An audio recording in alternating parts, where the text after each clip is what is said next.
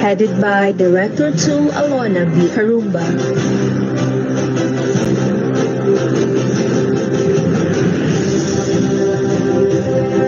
Bronze Award, Department of Education, Division of Lanao del Norte. Headed by Dr. Edelberto L. Oplinaria, Schools Division Superintendent.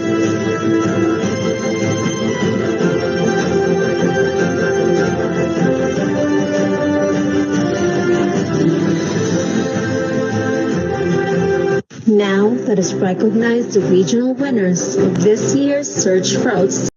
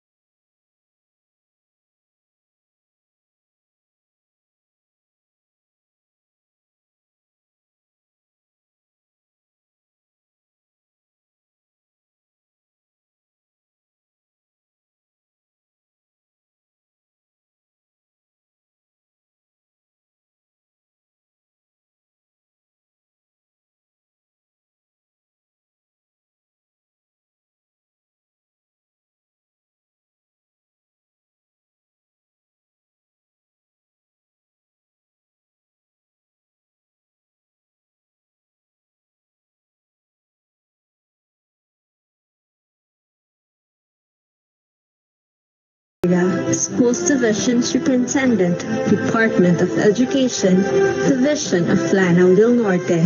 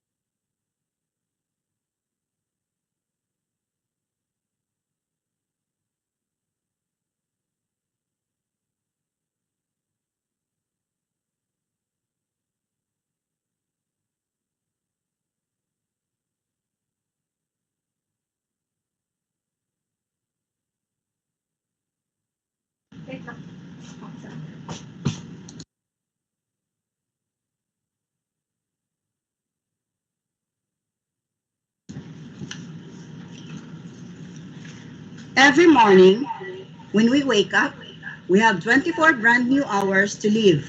What a precious gift. We have the capacity to live in a way that these 24 hours will bring peace, joy, and happiness to ourselves and others. Happy peaceful morning, everyone. Okay, this is Fema PO, your MC for today, signing on. If you're all settled in front of your screen, may we have the Philippine National Anthem followed by a prayer.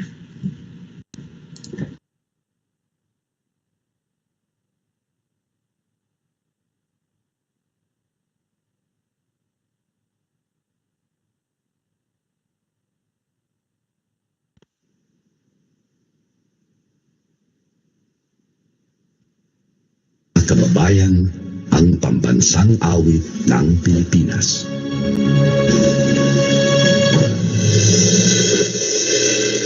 Bayang magiging persisilanganan, alap ng puso sa liboy buhay.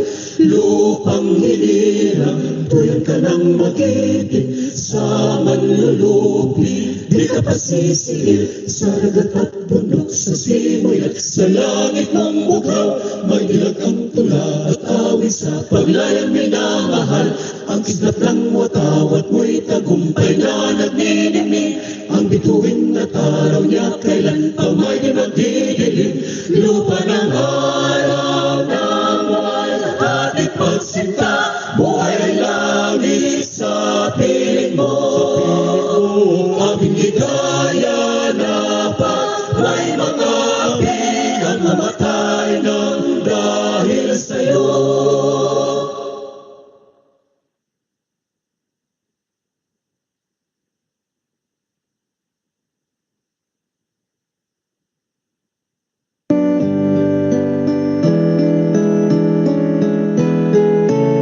Dear God, we praise and honor you as the Lord of our lives and the Lord over all the earth and beyond. We pray, O God, for your mercy and forgiveness, especially in times when we forget about you and fail to follow your word. O God, we thank you for coming into our lives and remind us that there is always hope for those who pray and believe. For all that we have, our lives, our work, our families, our neighbors, our co-workers, our friends, and even those against us, for whom we also pray. Thank you. O God, as one family, as one Department of Education, teach us to serve you and your people without counting the cost. Teach us to humble ourselves in the name of public service and serve others above our personal interests. And help us to put our faith in action and see you in everything we do and all those we serve, especially our learners, the heart of deaf and deaf. Guide and lead our learners, teachers, administrators and staff, family, community, and stakeholders to become faithful to our core values of makadiyos, makatao, makakalikasan, and makabansa, and enable us to contribute to building the nation and the world, and to make us worthy stewards of all your creation. We bring back all the glory and honor to you, O Lord, our God. Amen.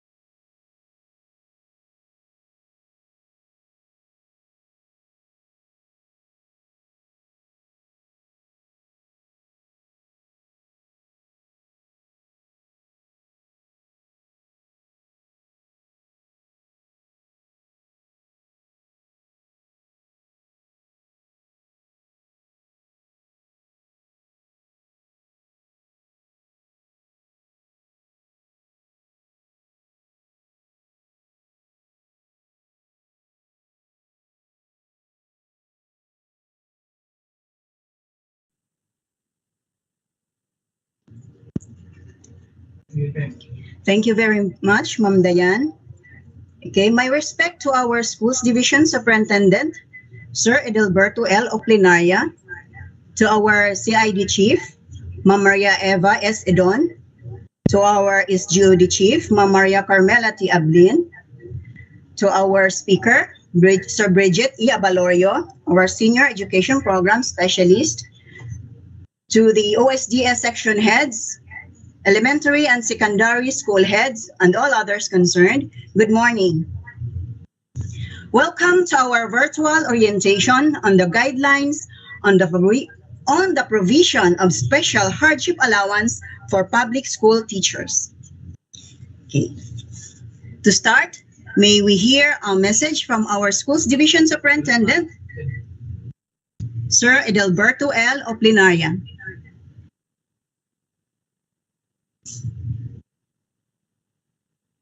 Thank you very much, FEMA. I heard? Is my audio clear, FEMA? Yes, sir. You are heard na, sir. Okay. My warmest greetings to all of you, especially to our Assistant Schools Division Superintendent, Dr. Rosemary Tulod Masisar, our Chief of the Curriculum Implementation Division, Dr. Maria Iba Sairi Idon, to our Chief of the School Governance and Operations Division, Dr. Maricar T. Ablin, our Education Program Supervisors, our Public Schools District Supervisors, our personnel in the OSDS, our Administrative Officer, Mr. Armando Pasok, our HR, Mr. Warni Idria, our Budget Officer, Ms. Emily Padayhag, our accountant, Mr. Tor Ardon, our cashier, Mrs. Maria Mapandi, our records officer, Ms. Silvestra Macapobre, and our supply officer, Ms. Jerbet Gupet, all personnel in the OSDS, all personnel in the SGOD, and personnel in the CID. All school heads, both elementary and secondary. I hope all school heads are present in this orientation because in my screen I can see only plus 41, meaning of all the icons shown in my screen, with a total of 1, 2, 3, 4, 5, 6, 7, 8, 9, 10, 11, 12, 13, plus 42, that's the only people I can see in my screen. Floor, I hope, Tor and Inday, I hope you check. All school heads should be able to attend. And if there are teachers, it's fine with me. And all public schools district supervisors and education program supervisors. How is that? Are they attending? Inday? So, Tor? Or Flor, can you check that, Flor? Yes, sir. So, sa next school na example po natin ay wala siyang water. Inday, the school heads are attending? Spaces. Some are at the for the YouTube, sir. hardship variables. Okay. So they are on YouTube. Okay. So that's good, no? Okay, once again, thank you so much for your time today. We have to call up for an orientation as regards to this latest information from the central office as regards to the recipient and the changes in policies on the teachers' allowances and other benefits, especially pertaining to the hardship post allowance. No, we have to listen to the orientation because there are some changes which you will find maybe confusing, or others may be frustrated because they believe they are still recipient of the same benefit just like the years back. But we have to take into account that this year there are changes in the policies. I was informed that somebody sent a video footage to our budget officer just to explain how difficult the road towards the school at certain teacher, meaning the message is for her situation to be considered as part of the hardship post. But then that is not only the policies that we need to follow. The policy that we need to follow are the latest policy, not the policies before. Okay? So I hope all the teachers concerned, especially those school heads, please listen carefully to the orientation. You know, the shortcomings I have in the misgivings, rather, the misgivings I have in this division is no matter how hard we try to disseminate information, there are school heads who do not take note, or maybe if they take note during orientation, but failed to disseminate it to the teachers. One instance was it happened in 2020 when uh, there are media people who went to a school and asked, "Were you able to receive this privilege, these allowances?" Then the teachers readily replied, "Sir, wala, wala." And so I was called up by RD because the PIA, Philippine Information Agency, was about to call on him, inquiring why is it that the allowances for the teachers were not yet released to the teachers. And so RD called me up and inquired why it happens. When I asked our accountant, Tor Ardon, is it really correct that we were not able to release the benefits to these teachers? Then Tor Ardon replied, "Sir, we have already released. Here is the LDDAP and a copy of the documents." And so I informed RD, RD, na-release na muna. So you see, we have to disseminate every now and then informations because our teachers, I don't know what happened to them, even if they receive those benefits, maybe are they forgetful or they just did not take into their memory that once upon a time they received those benefits, no? They failed to recall when somebody asked. So mahiya naman tayo, tingnan naman natin, professionals tayong lahat, bago tayo i-open yung bibig natin para sumagot, kailangan nalaman natin kung ano ang totoo. If you think you are doing well, we are also trying ourselves to serve you in the best way we can. If you think you are the only honest people, we are also trying ourselves to be honest. So please be honest naman. I will throw back the question to all of you. Be honest naman before you answer questions. Make sure you are right and you have the answers. You can do that by carefully listening to the orientation today. All school heads also are requested. Let's take note and relay the information to the teachers. Discuss it well so that you will be able to understand. Okay? The missing link actually happens in the field, from the school head to the teachers. Why? Because teachers are the ones who keep on asking, inquiring, and giving answers, even if they are not sure of the answers. It so happened when school heads fail to disseminate the correct information to them. Let us prevent that to happen by listening carefully to the orientation. The same with all the district supervisors. Let's listen because you're always in the field. You are in the front line. You can help us disseminate the information to your teachers. So much for that. Before I will end up my opening remarks, I would like to express my heartfelt thanks to our chief, Dr. Iba Idon, for CID, and Dr. Maricarte Ablin for SGOD, and of course our Assistant Schools Division Superintendent, Dr. Rosemary Tulud Masisar, and all the APSS and PSDSS and teachers, and those school heads, Orly, Bagsikan, and Dennis Dusano, and for the others, to help us prepare the hall for the DepEd National TV Awards last Saturday. Okay, and I was informed that aside from the TV awards, there was also another awarding for the OER, Open Material Resources, and it so happened that I should say we are lucky because in the National DepEd TV Awards, we are chosen as the best SDO, Schools Division in the entire country. Also, we have from Lanao del Norte, our teacher chosen as the Students' Choice Award. I think it was Grace Galon. And also, we are awarded as the best team, the best team award. So we have 3 awards for our division. And we are also glad that our regional office, Director Art Bayukot, received also an award as the best division. They say with us, the best SDO. RD Art also received the award, the best region for DepEd TV. I was also informed that after that awarding, we have also 4 teachers, I think 4 teachers in Lanao del Norte, were able to get awards also sa national in the open material resources category. We have 4 teachers, and I was not able to memorize the name, but ultimately we will be posting their names in a tarpaulin because I am so glad of their achievement. We have 4 teachers, and this morning I was also informed, and in fact I'm so proud. I hope the school head is listening.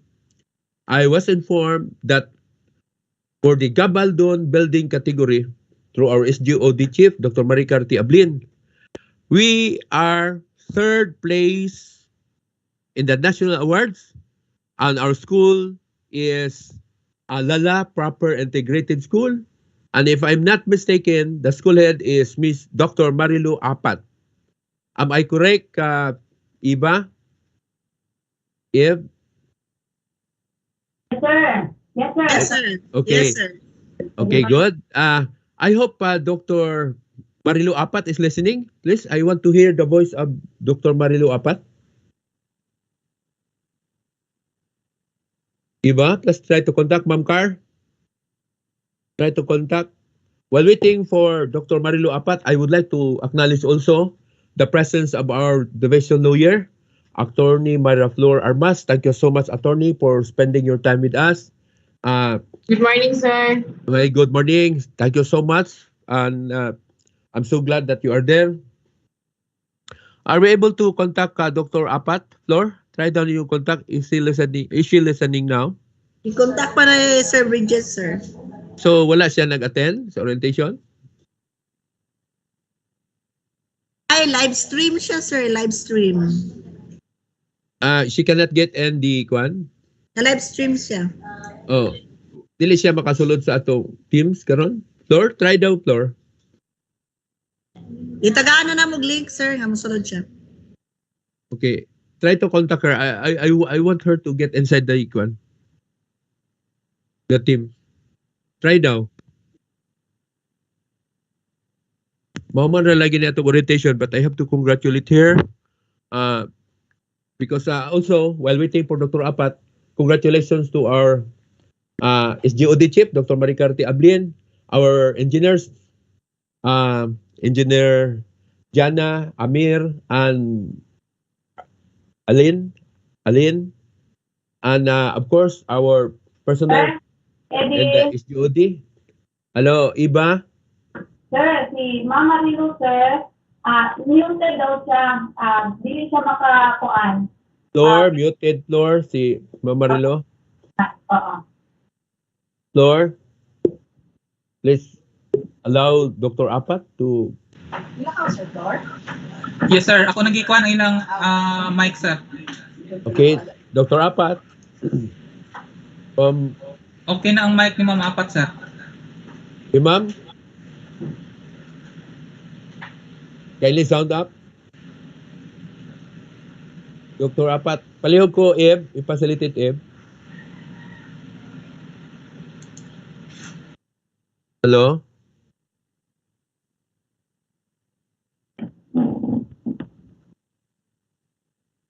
Hello, Eve? Yes, sir. Yes, sir. Nag-try sa sulod, sir. Sige. Also, I want also to recognize, while waiting for Dr. Apata, I want also to recognize the district supervisor of the district of Lala, Dr. Mary Arlene Carbonera. I hope Dr. Carbonera is with us this morning. Please check, Eb.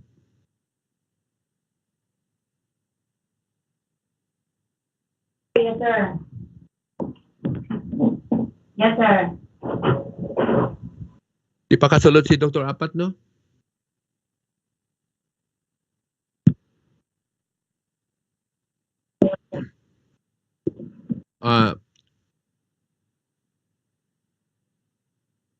Dr. Apat, please stand up, open your cam.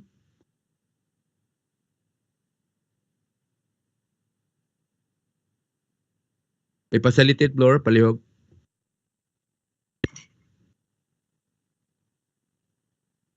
Dili lay ko kakita niya dire. Pwede makita na ko siya.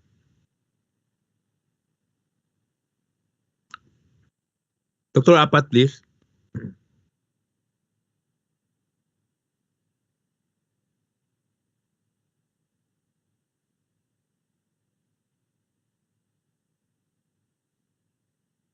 Tawagin daw ninyo.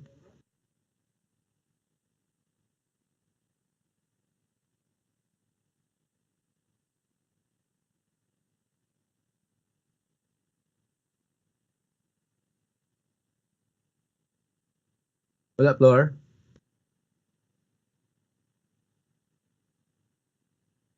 Eb. Ano daw, Eb? Yes, sir. Yes. Sige.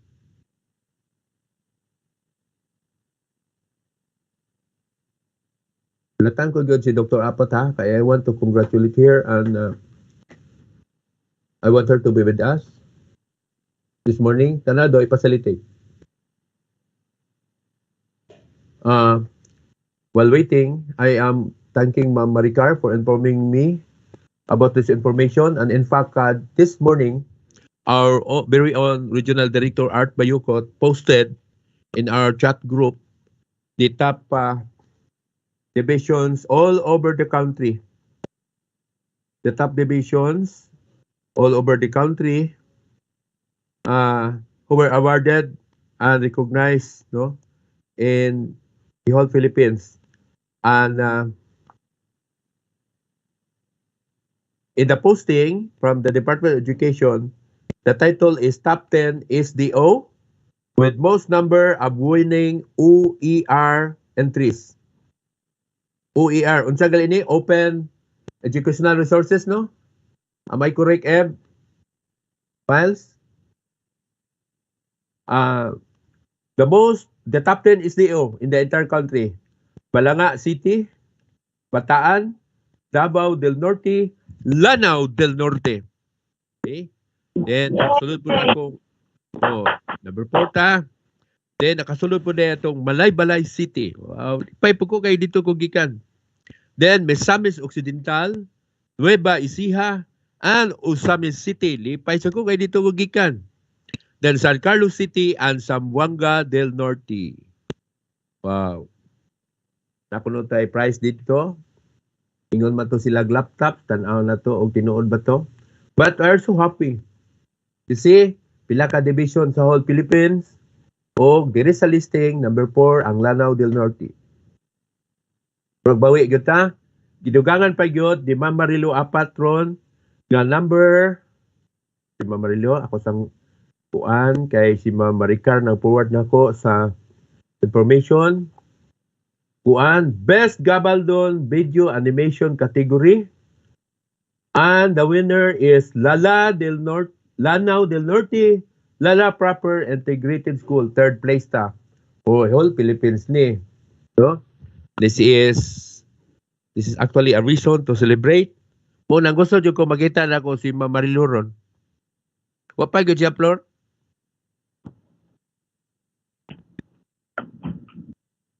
Ma'am Car, tabangin daw yung contact, Ma'am Car. Flor?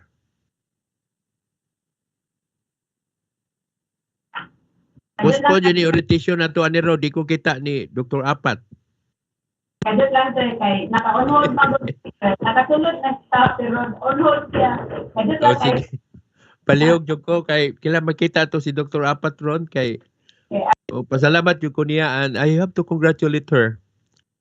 You see, whole Philippines ni. So, she's doing well, and tanawo.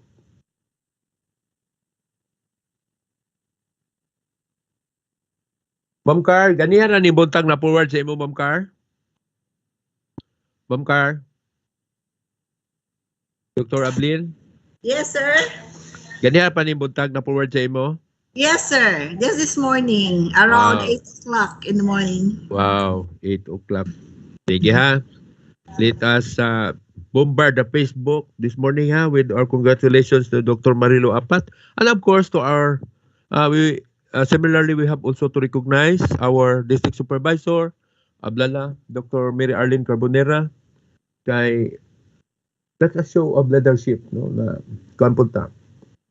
Also, I am congratulating the district supervisors of our teacher broadcasters, the district supervisors of Kapatagan. Please guide me, Iba. The district supervisor of Kapatagan, Dr. Ervin. Then the district supervisor, who's the next supervisor where our teacher broadcasters came from, Abe? As I could recall, Dr. Amelita Bagul of Tubod for Marquel Villacura and Kisatoyang Kauban. We have also Daisy, sir. Daisy. Daisy for Buka, sir. Okay. Buka. Then, Daisy Buka. Thank you, Ma'am Ami. Then, congratulations po sa imo for being a good supervisor in Tubod. Kay Marquel is a national finalist also. Thank you for your support. Also, the district supervisor, isa pa to ba teacher broadcasters? I think we have a number from Lala. Am I correct, Ev? Yes, sir. Actually, we have Sidia Prociano of Lala. And Jerry Barbango still from Lala. Then we also have Alma Lacostales Calibo from Baroy. Then Pamela Amor from Puna Piagapo. We also have Eliza Tiburon and Grace Galon from Pulambugan. Stop sa okay, malimot ko. Congratulations to the district supervisor of Lala, Dr. Mary Arlene Corbonera again for supporting our teacher broadcasters. We're national finalists also in the National Deep TV Awards. Also, the district supervisor in Baroy, Dr. Raquel Cabusas, thank you for your support for our national teacher broadcasters from Baroy. Also, the district supervisor of Puna Piagapo, Dr. Fatima Asum, thank you so much for your support for our teacher broadcaster from Puna Piagapo. That's Pamela Amor. Thank you so much, Ma'am Pat. Then also from Kulabugan. It started during the time of from Ima Labunog. And then this time, Dr. Joselito Ipi. I hope Dr. Joselito Ipi is listening also. Congratulations, sir. Naba si Dr. Ipi? Thank you, sir. Thank you. Salamat, sir. Okay, thank you so much, sir. Salamat, Then, sir. Salamat, sir. Thank you. Then, who else, Ib? Sa Balui, sir, si CTI na Makatling. Balui, that's under Dr. Norhata Daod. Yes, sir. Congratulations also, Ma'am Nor, Dr. Nor Daod. I hope you are listening. Naba si Dr. Daod? Wala si Dr. Daod? I'll check, sir. I'll check, Ma'am, si Ma'am Nor. And then, who else? we also have Jollibee, still Jollibee. Wawan. From Umawan, still from Lala, sir. Okay, Jollibee, sir, from Lala, oh. Daghan lagi kang Ma'am Arlene, no? Daghan iyang teacher broadcaster. Thank you so much for the support, Ma'am Arlene. Who else? Di ba natay Linamon? Wala tayo Linamon, sir. Sa staff to, production. We already have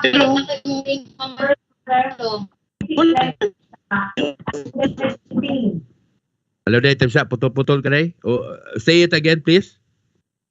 We have 36, a total of 36 members of the production team, sir, from the entire Lanao. That includes already the scriptwriters, content editors, and broadcasters. So, please categorize it so I can congratulate the district supervisors. First, kinsaman from Linamon, no? Yes, sir. Si Suarez. I am congratulating also and thank you so much, Dr. Si Sir Tantan Maruhom. I hope you are listening, Sir Tantan Maruhom. Wala si Sir Tantan? Wala, Eb? I checked, sir.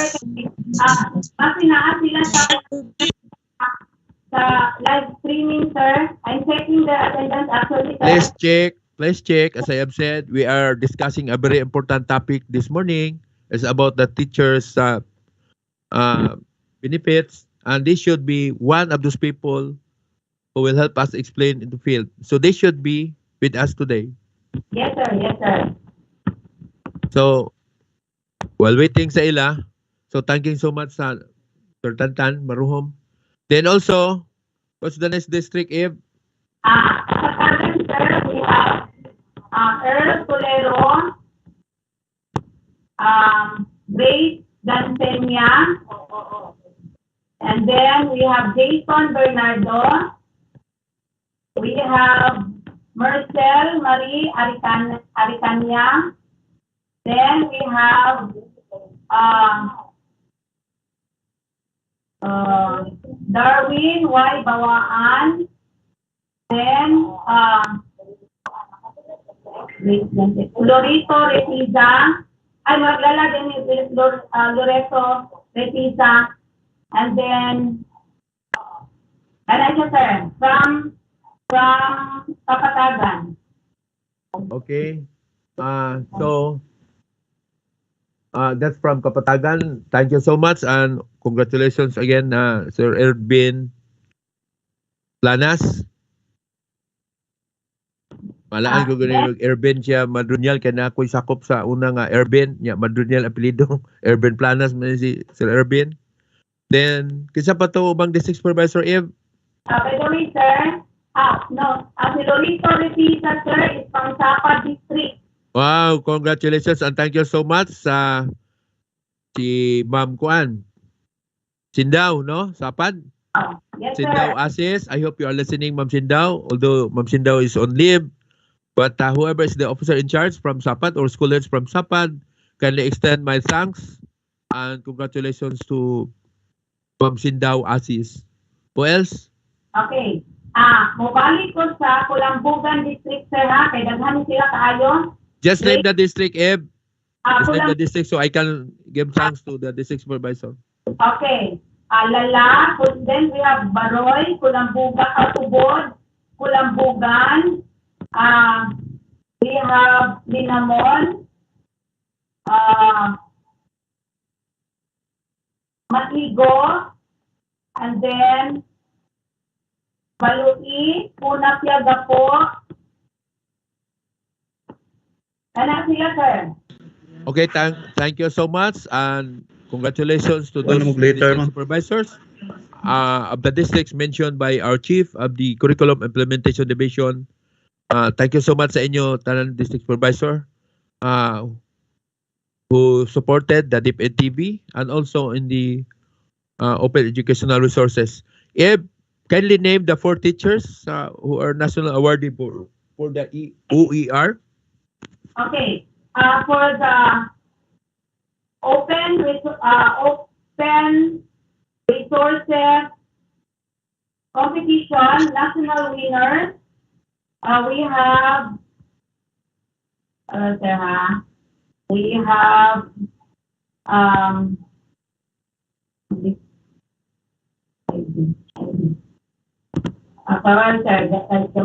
I'll open my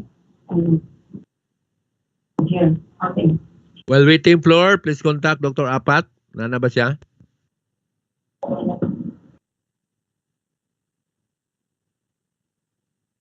Okay, sir. Cheryl F. Putis, Lanao del Norte, for edukasyon sa pagpapakatao. Okay, sir. Ano siya nag-isip? Then, we have Jahira C. Bartolome, for Filipino. Good morning, Ma'am Alo. We have... Sir, good morning, sir. Okay. Standby ha. Standby kay ikaw na dyan sa akong front screen ron while wait. Kadali lang. Padayon, Eb. Lady Edrica of Math. Then, sa Technology and Livelihood Education, si Robert J. Gedo Cruz. This is from Balui. Bacolod, sorry. Bacolod, sir. So we have 4 teachers. Robert Gedo Cruz, Lady Lee Getiga. We have Pila ka buka tong OER awardee? 4, sir. 4 teachers, national awardees. Okay. Puti. Okay. Thank you so much. Congratulations. And also to the district supervisors of those districts, no? Unsa to nga district gikan Eve? Actually, si Robert Gedo Cruz is from Bacolod Central Integrated School, Bacolod. Wow, Bacolod Central. Congratulations to our district supervisor, Ma'am Josephine Vizcaya. Are you there, Ma'am Josephine? Ma'am Josephine. Then si Lady Lee Getiga, I think she's from Tugod. Tubod. Wow, Ma'am Ami Bagol. Ma'am, are you there, Ma'am Am? Yes, sir. Ami. Good morning once again. Good morning. Congratulations again, Ma'am Am.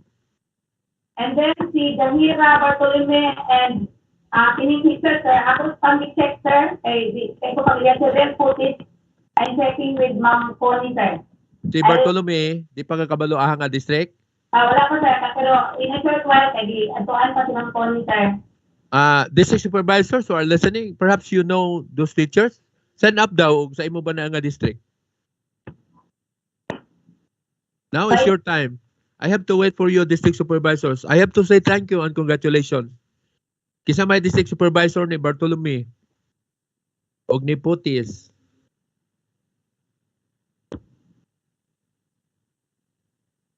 Sige, wa pa na-memorize siguro yun ninyo inyong kuan. The same with me, di ko ka pa-memorize gali sa school head. Bartolome, sir.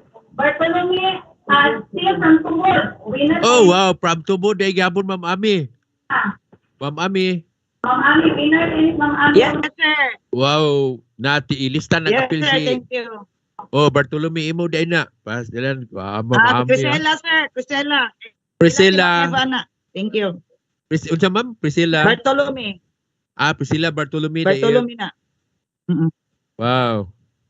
Next, kinsa tong isa? Si Putis.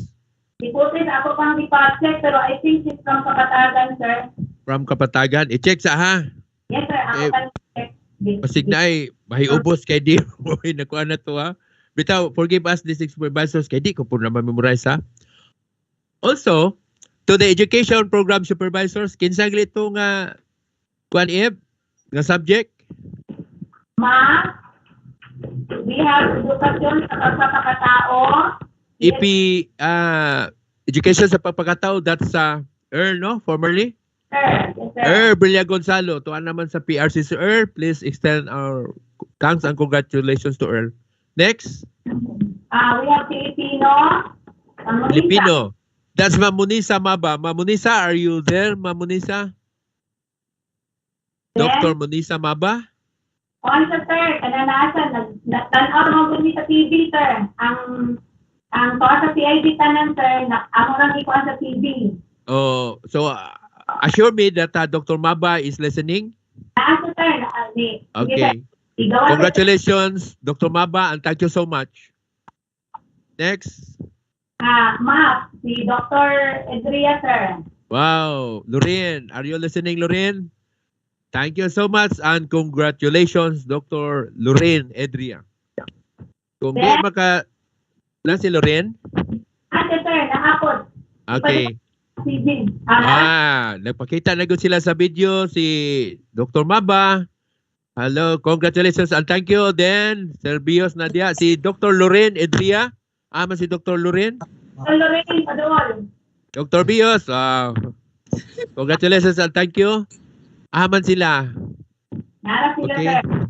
Oh, ayan pa si Sir Tantan, nagpakita na ko. Congratulations and thank you, Sir Tantan.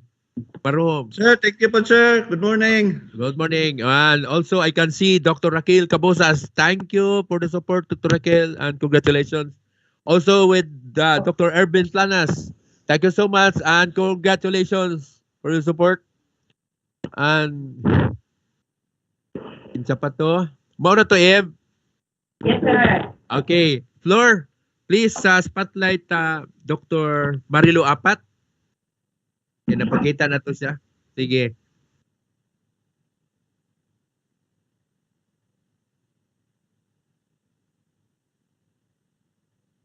Mamalo. Na naman to sa Mamarilo ganina ako to nag-standby hinta.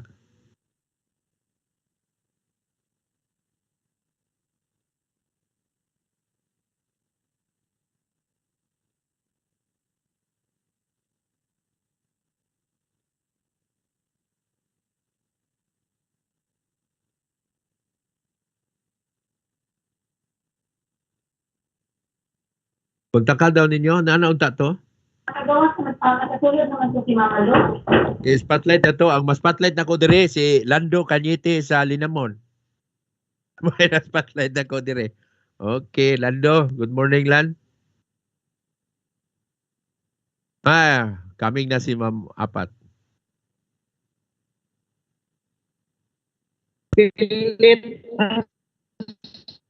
Hello. Sir? Ma'am Lo, naka-spotlight na si Ma'am Lo na ko. Sir, si Edili Gitiga, sir, is also from Tubod. Bihiga? Gitiga, Edili Gitiga is from Rufo de la Cruz, IS, Tubod District. Wow. Again, congratulations, Ma'am Ami Bagol. Ma'am Am. Ma'am Ami, tap na chair ka sa Open Resources Ron. Congratulations. Maganda mo kape diha kay tuloy ako. Always. Okay. Hi, Ma'am Lo. Apat, Ma'am Marilo. Ma'am Lo, I know ang signal nimo mudyo di kayo kusog. Imong picture dire sa akong screen di kayo maklaro. But one thing for sure, your award is very clear. You are third place winner in the national category sa Gabaldon. Animation, unsang ito nga kwan? Best animation. And I'm so proud, Ma'am Malo, and so happy of your performance there in Lala Integrated School, Lala Proper Integrated School. Congratulations and thank you so much for the job well done, Ma'am Marilo. Ma'am Lo, I hope nadunggan ko nimo. Naka-mute man si Ma'am Marilo Flor.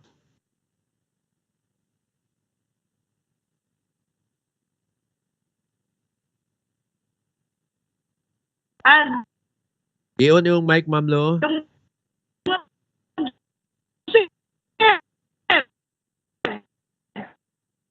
Hinay, itaon ang signal ni Ma'am Lo.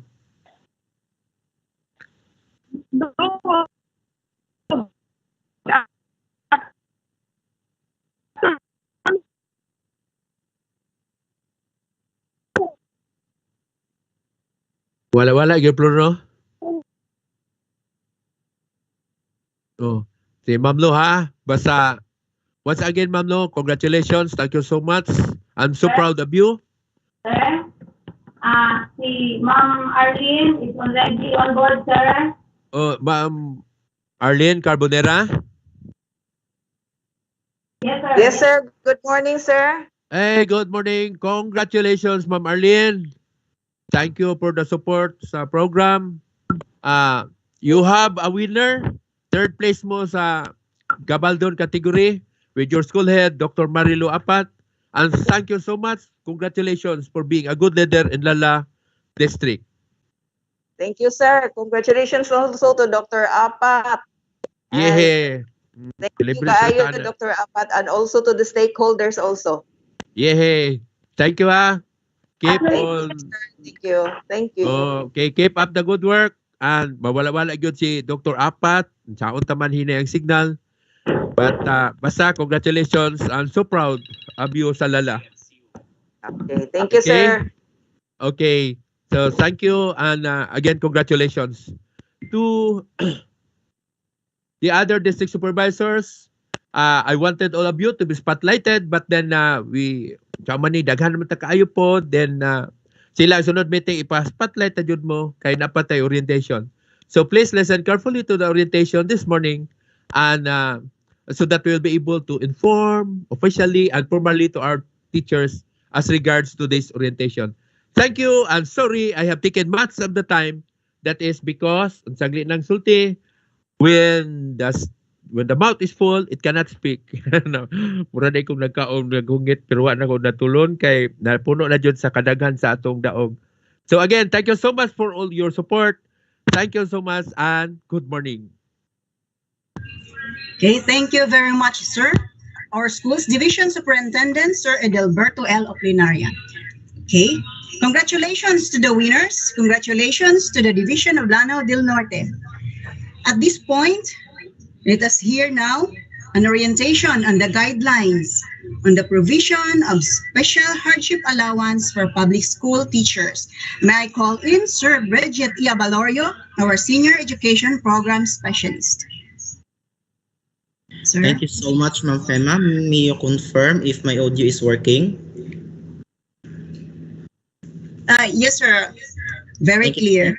Okay, thank you so much, Ma'am Fema. Allow me first to present my presentation.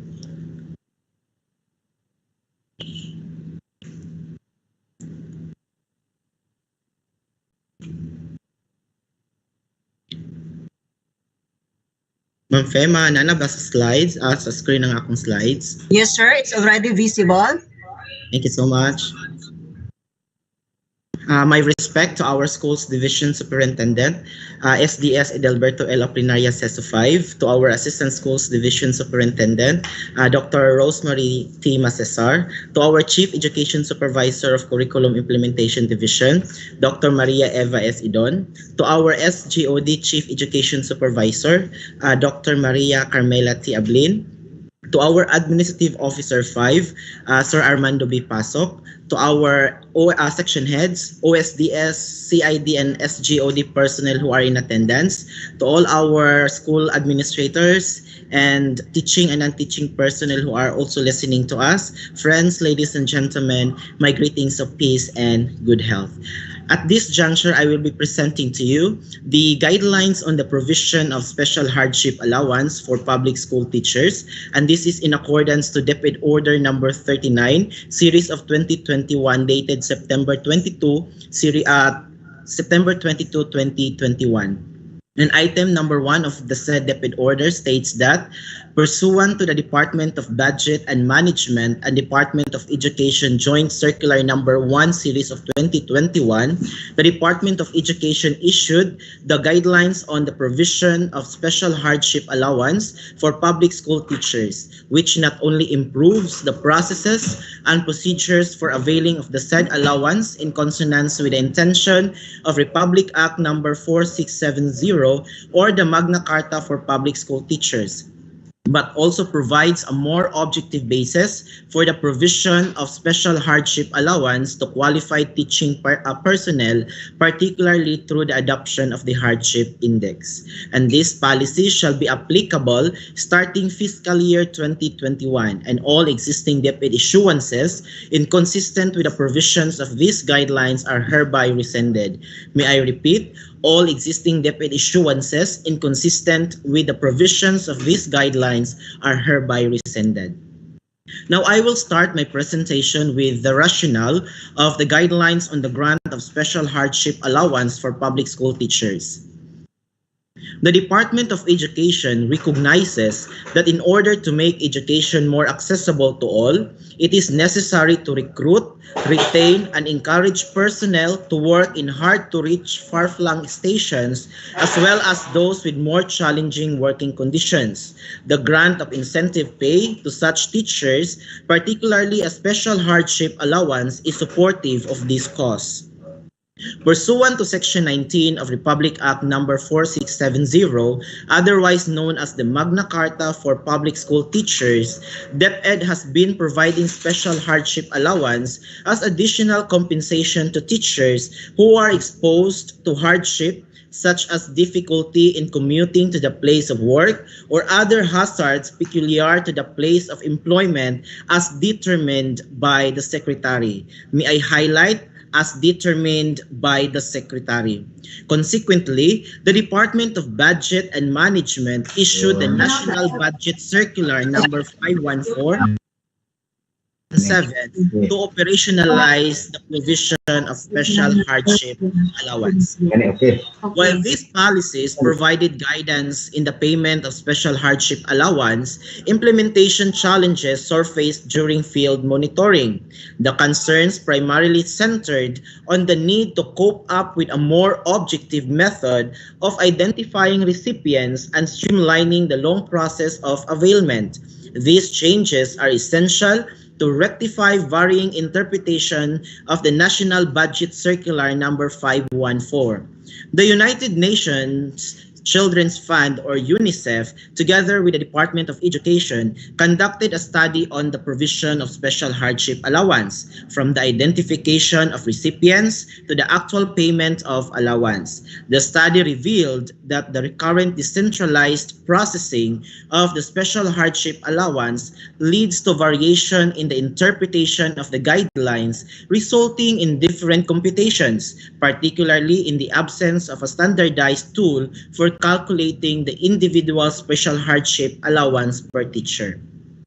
The study also uncovered other major hardship factors contributing to the difficulty of situation in schools, aside from transport inaccessibility stipulated in the National Budget Circular 514. The most significant of these factors are time and cost of transportation from school to school's division office, human violence, availability of temporary learning spaces, level of poverty, and availability of basic amenities and services such as telecommunication, water, and electricity. Thus, these guidelines are issued to ensure a streamlined, more objective and efficient process of special hardship allowance payment to qualified teachers. The next part of the guidelines is the scope. This DepEd order defines the roles and responsibilities of the Central Office, Regional Office, and Schools Division Office for the provision of the special hardship allowance to qualified personnel. Next part of the guidelines is the definition of terms, and the following terms are defined. First, we have Alternative Learning System, or ALS, and in these guidelines, this refers to a parallel learning system that is viable alternative to the existing formal education instruction. It encompasses both the non-formal and informal sources of knowledge and skills.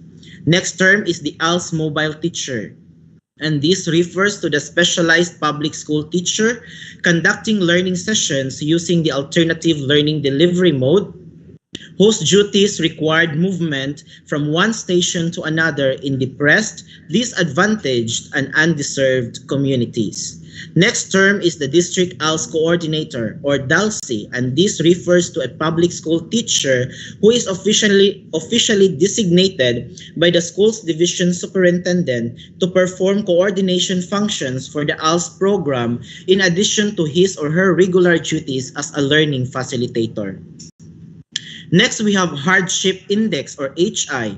This refers to any number from 0 to 1 representing the degree of hardship of a particular school, combining all the variables identified as hardship factors, like time and cost of transportation from school to school's division office, human violence, availability of temporary learning spaces, level of poverty, and availability of basic amenities like telecommunication, water, and electricity services. The closer the value of the index to 1, the higher the degree of difficulty of the school situation.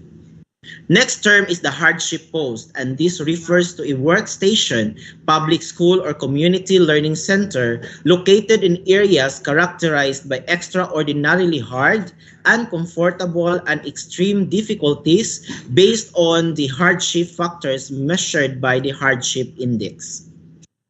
Next, we have multi-grade, or MG teacher. This refers to a public school teacher handling a combined class or two or more grade levels. May I repeat? Multi-grade teacher refers to a public school teacher handling a combined class of 2 or more grade levels. Next, we have permanent appointment. This refers to the appointment issued to a person who meets all the qualification requirements of the position to which he or she is being appointed to, including the appropriate eligibility in accordance with the provisions of law, rules, and standards promulgated in pursuance thereof. Next, we have provisional appointment, and in these guidelines, this refers to the appointment issued to an appointee who meets all the requirements of the provision except the eligibility, but only in the absence of a qualified eligible available who is willing to accept the appointment as certified by the school's division superintendent. Next, we have pure multi-grade school. This refers to a school that solely offers combined classes of 2 or more grade levels except for kindergarten. May I repeat? Pure multi-grade school refers to a school that solely offers combined classes of 2 or more grade levels except for kindergarten. Next, we have school head. This refers to a person responsible for the administrative and instructional supervision of the school or cluster of schools. Then we have special hardship allowance, refers to an additional compensation generally paid to teachers who are exposed to hazards and difficulties because of the nature and or location of their work. Next term is the substitute appointment, and in these guidelines, this refers to the appointment issued to an appointee when the regular incumbent of the position is temporarily unavailable to perform the duties of the position. Then we have teacher. This refers to a person engaged in classroom teaching in any level of instruction on full-time basis, including guidance counselors, school librarians, industrial arts or vocational instructors, and all other persons performing supervisory and or administrative functions in all schools, but shall not include school nurses, school physicians, school dentists, and other school employees.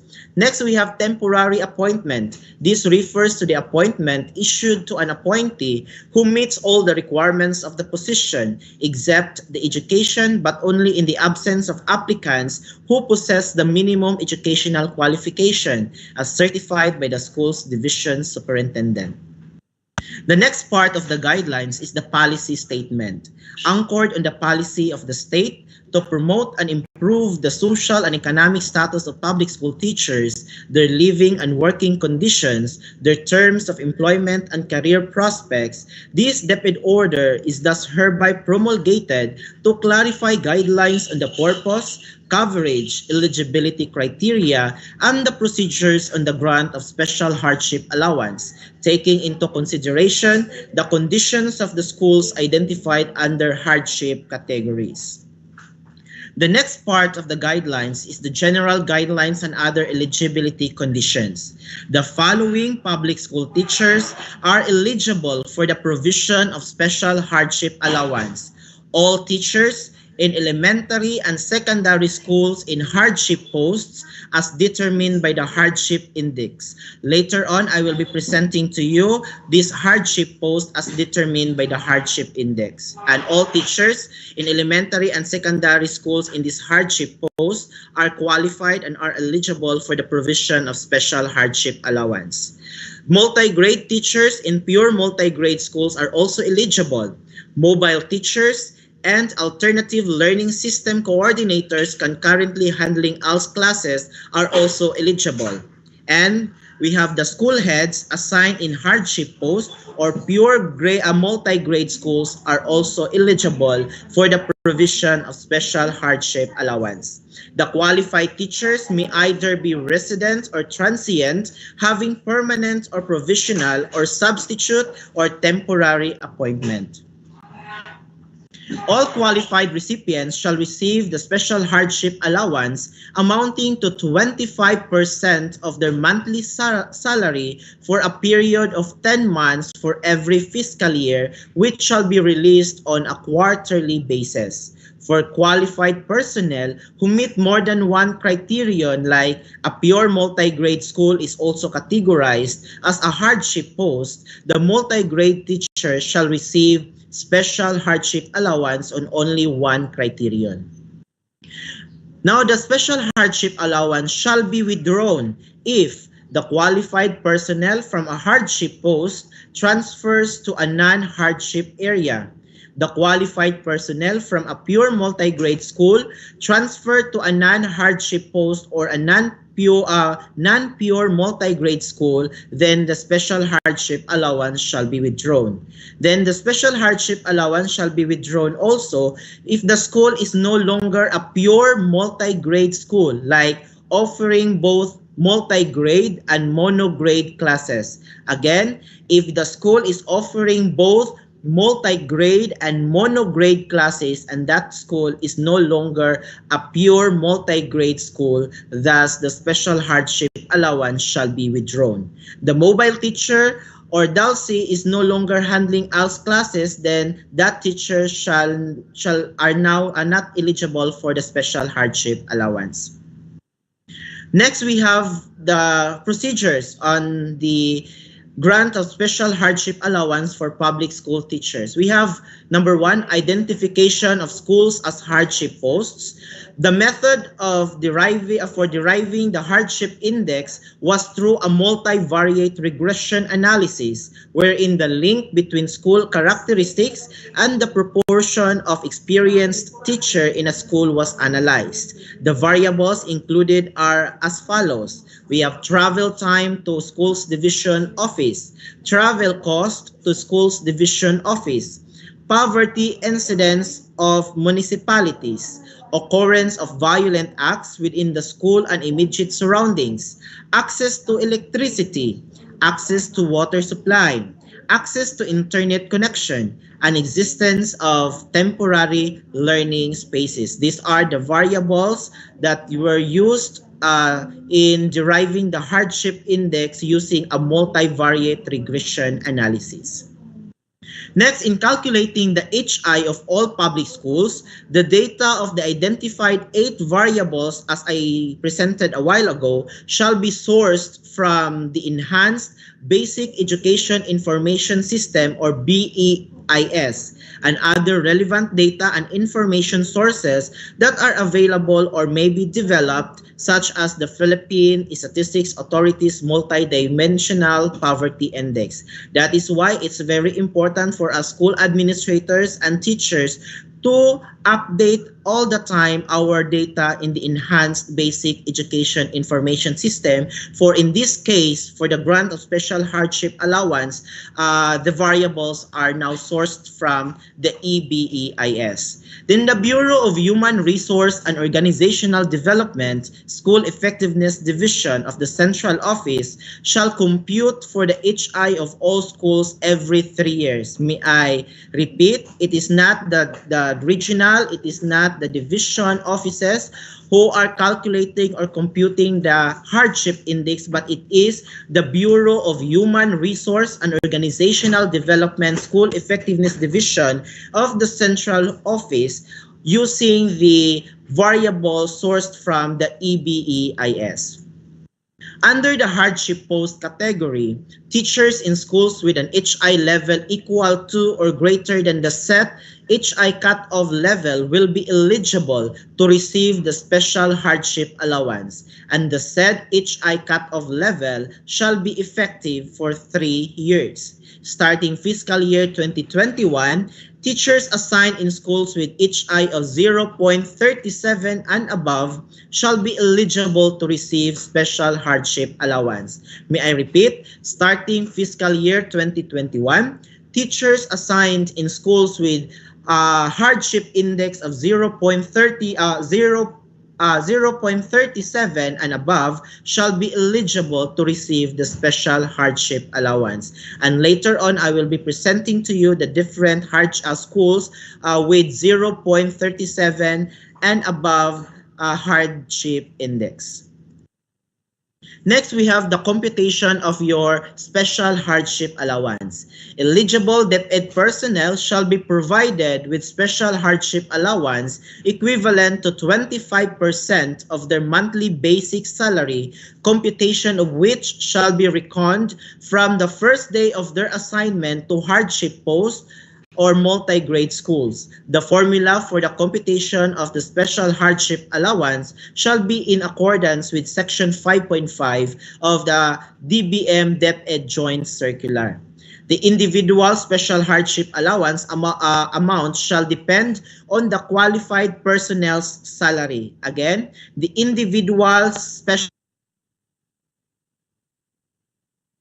qualified personnel's salary grade level and corresponding step increment, as well as the number of actual days the personnel is physically present in the school or learning center. The daily time record or any attendance and monitoring form as prescribed by applicable policies approved by the head of office shall serve as basis for the attendance of the personnel. A cluster school head handling 2 or more hardship posts or pure multi-grade schools shall be qualified to receive special hardship allowance in proportion to the actual number of days he or she is present in those schools. In no case shall the cluster school head be granted special hardship allowance more than the rate as computed in Section 5.5 of the DBM DepEd Joint Circular. Next, for the budget allocation and release, the Bureau of Human Resource and Organizational Development School Effectiveness Division shall identify the schools considered as hardship posts based on the HI cutoff and compute the corresponding budget allocation for the qualified personnel eligible for the special hardship allowance. Regional lump sums specific for the payment of the special hardship allowance are allocated in the special provisions of the GAA every fiscal year. The Bureau of Learning Delivery and the ALS Task Force shall submit to BHROD SED the list of pure multi-grade schools and ALS mobile teachers and DALSIs respectively, eligible to receive the special hardship allowance for computation of the corresponding budget allocation. Now, the Schools Division Office Curriculum Implementation Division or CID, in coordination with the SDO Planning Officer, shall provide the SDO Personnel Unit the list of qualified personnel in hardship posts, pure multi-grade schools, and ALS mobile teachers and DALSIs for computation of the special hardship allowance. Again, it is the SDO, CID, and the planning officer will the one to provide the SDO personnel unit the list of qualified personnel in hardship posts, pure multi-grade schools, and ALS mobile teachers and DALS for computation of the said special hardship allowance. Then after that, the SDO personnel unit in coordination with the SDO Finance Unit shall submit a funding request to the Regional Office Finance Division with the list of eligible personnel and the estimated 10-month funding requirement during the first quarter of the fiscal year. Then the Regional Office Finance Division shall transfer the fund from the regional lump sum for special hardship allowance to the SDOs through the issuance of sub-allotment release order or sub-arrow based on the request subject to availability of funds. Now, the SDO unit shall prepare the special hardship allowance payroll quarterly and submit to SDO Finance Unit. Then the SDO Finance Unit processes payment of the special hardship allowance to entitled personnel on a quarterly basis. Then the SDO Personnel Unit, in coordination with SDO Finance Unit, submits list of teachers who received the special hardship allowance to Regional Office Personnel Unit through email every 6 months and attach in this DepEd order the reporting template. Then we have also the Regional Office Personnel Unit will consolidate SDO reports on the special hardship allowance recipients and submit every 6 months to the central office through the BHROD SED via the email address of the said unit or division. Next, The next part of the guidelines is the monitoring, feedback, and technical assistance. The BHROD shall continuously gather feedback on the implementation of the Special Hardship Allowance policy from all concerned stakeholders through online feedback forms to be accomplished by the Special Hardship Allowance recipients. It shall conduct a periodic review of this policy to further enhance its provisions and effectiveness. A separate communication shall be issued to this effect. The offices accountable for monitoring the timely payment of special hardship allowance to qualified DepEd personnel shall be the personnel units of both the schools division and regional offices. The offices accountable for the accuracy of the BEIS data and other relevant data like pure multigrade and ALS used for a special hardship allowance shall be the School Governance and Operations Division through the Planning and Research section of our handled by our BEIS managed by our Planning Officer 3 and the CID respectively. Again, accountable for the BEIS data is our Planning Officer 3 of the School Governance and Operations Division, and the data on the pure multigrade and ALS is the CID, headed by our Chief Education Supervisor, Dr. Maria Eva S. Idon. And then to ensure the smooth implementation, again, issues concerning inclusion and exclusion of schools in special hardship allowance shall be addressed by these said offices, the CID and the SGOD.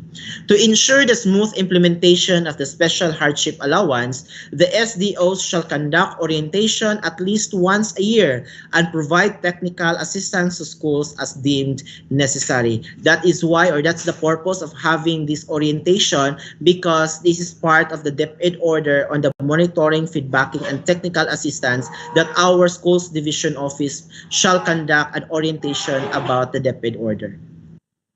Next, we have the effectivity. This order shall be applicable starting fiscal year 2021 and shall be registered with the Office of the National Administrative Register or ONAR at the University of the Philippines Law Center, UP Diliman, Quezon City. And all existing DepEd issuances inconsistent with the provisions of these guidelines are hereby rescinded.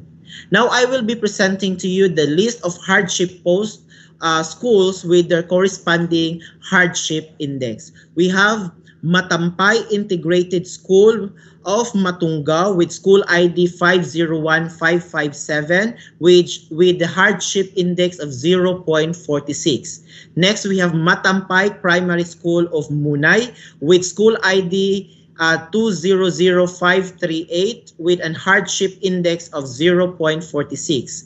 Next, we have Munay National High School, a junior high school of Munay District with school ID 304014 with a hardship index of 0.56. We also have Munay National High School, senior high school of Munay District with school ID of 304014 with hardship index of 0.45. Next, we have Pindulunan Integrated School of Munay District with school ID 501558 with hardship index of 0.46. Next, we have Buwi Primary School of Pantar District with school ID 127159 with hardship index of 0.41. We also have Pantar West Primary School of Pantar District with school ID 127167 with hardship index of 0.45. We also have Sigayan and Adele Primary School of Pantar District with school ID 127171 with a hardship index of 0.43. Next hardship post schools is Tambo Kadayunan Elementary School of Pantar with school ID 127172 with hardship index of 0.39. We also have Tawanan Primary School of Pantar District with school ID 127173 with hardship index of 0.37. We also have the Ramba Primary School of Puna Piagapo District with school ID 127130 with a hardship index of 0.37. We also have Nunungon Primary School of Puna Piagapo with school ID 127138 with a hardship index of 0.37. Next, we have Maliwanag Primary School of Puna Piagapo with school ID 136952 with hardship index of 0.43. Next hardship post is Puna Piagapo Central Integrated School of Puna Piagapo District with a hardship with a school ID of 501397 and a hardship index of 0.38. Next, we have Karkum Primary School of Sapad Nunungan District with school ID of 127192 with hardship index of 0.38. Next, we have Dansalan Primary School of Sapad Nunungan District with school ID of 127193 and hardship index of 0.41. Next, we have Masibay Integrated School of Sapad Nunungan District with school ID 501600 with hardship index of 0.42. Then we also have Tantaon Primary School of Sultan Naga Dimapuro District with school ID 127037 with a hardship index of 0.42. Next, we have Kauswagan Elementary School of Sultan Naga Dimapuro District with school ID 136951 with a hardship index of 0.38. The next, we have Sumurang Primary School of Tangkal District with school ID 127061 with a hardship index of 0.39. Next, we have Sultan Mimbisa Lumabaw Primary School of Tangkal District with school ID 136948 with a hardship index of 0.46. We also have Sultan Lindungan Primary School of Tangkal District with school ID 136949 with a hardship index of 0.49. And we have Bayabao Primary School of Tangkal District with school ID 136950 with a hardship index of 0.46. And before I will end my presentation, allow me to share to you how Vince Lombardi defined the word success. And I quote, "Success is not a bed of roses. It is a walkway of thrones. It is a combination of consistency, hard work, and sacrifice. Be ready to bath with your own sweat. Indeed, the price of success is hard work, dedication to job at hand, and determination that whether we win or lose, we have applied the best of ourselves to the task assigned to us." Once again, thank you for listening. This is Sir Bridget Emilyn Abalorio, your Senior Education Program Specialist for Planning and Research, saying thank you and mabuhay po tayong lahat.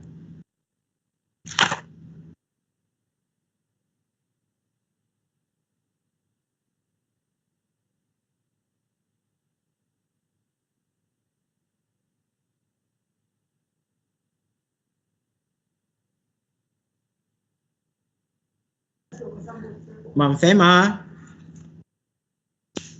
Yes, a minute please.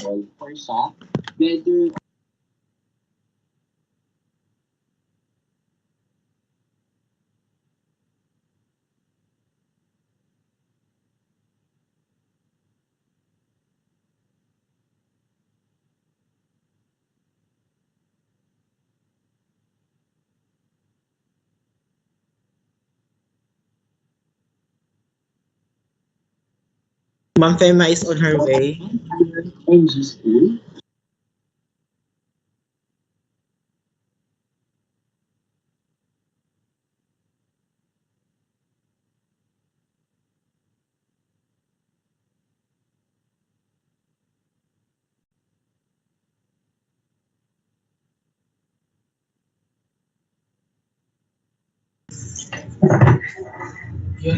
Okay. Thank you very much, Sir Bridget E. Abalorio, our education programs specialist. Okay, so let us hear first. Wait a minute.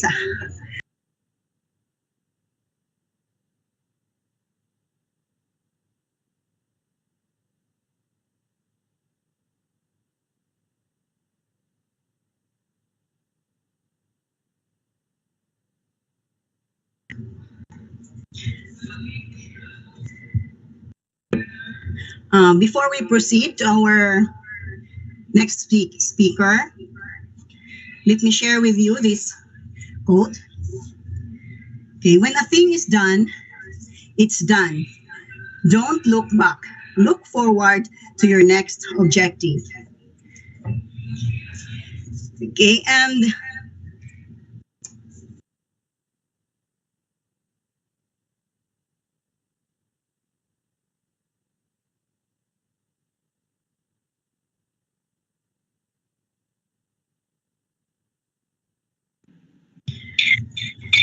okay, let us now proceed to our next speaker.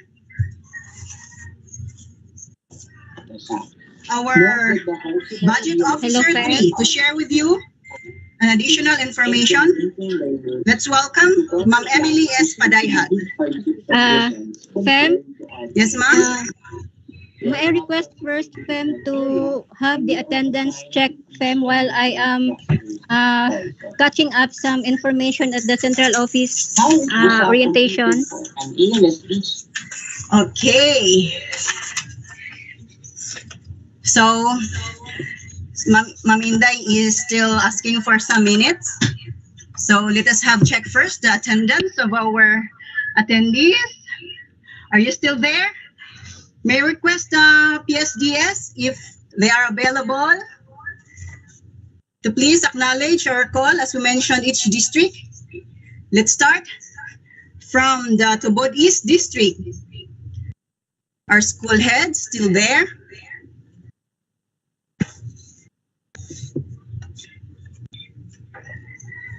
Okay, are you still there?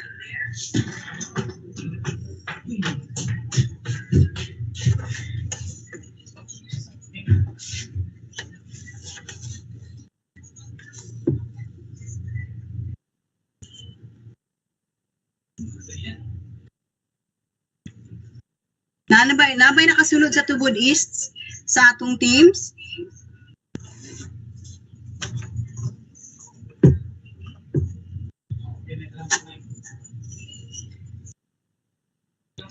Or are they all in the YouTube? Kindly For Tubod East, they are on the YouTube. So okay, they're all present, ma'am. So we Tubod East, West rather, East and West. Okay, what about the Tubod East? YouTube lagi, ma'am, YouTube. Tanan na, Tubod East and West. And West, sa YouTube, pati ang Maigo. Okay, next, di Magsaysay. Magsaysay District. Hello, ma'am. Good morning, ma'am Fem. Yes, ma'am. Good morning. The Central School Principal is present. Okay, thank you, ma'am. Ma'am Magsaysay. Okay, let's proceed to the Baroy North. South. North and South.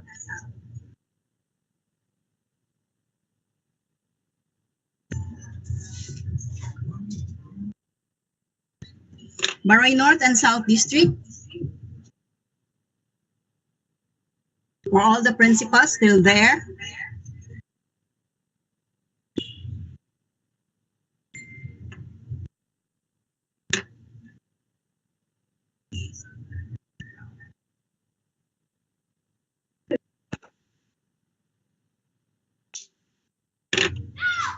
Okay, balikan lang nato ang Baroy kung wala pa. Let's proceed to the Lala North.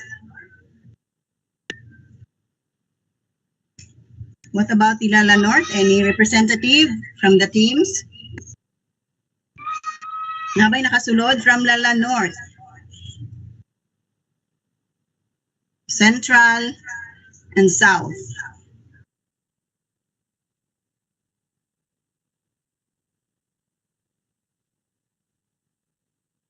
So, naagyapon siguro sila sa sa YouTube. Okay, what about the Kapatagan? Ma'am Fema, good morning for Kapatagan. Hi, yes, Sir Arvin.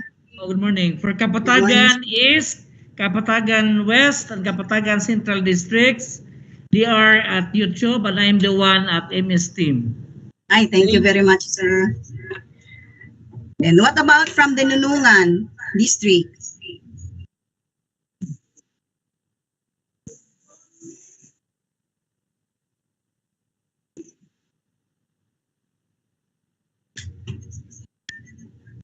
Nunungan District, wala yung nakasulod sa atong teams.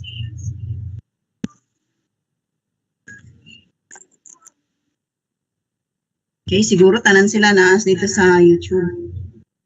Salvador. Good morning, ma'am. Yes, sir.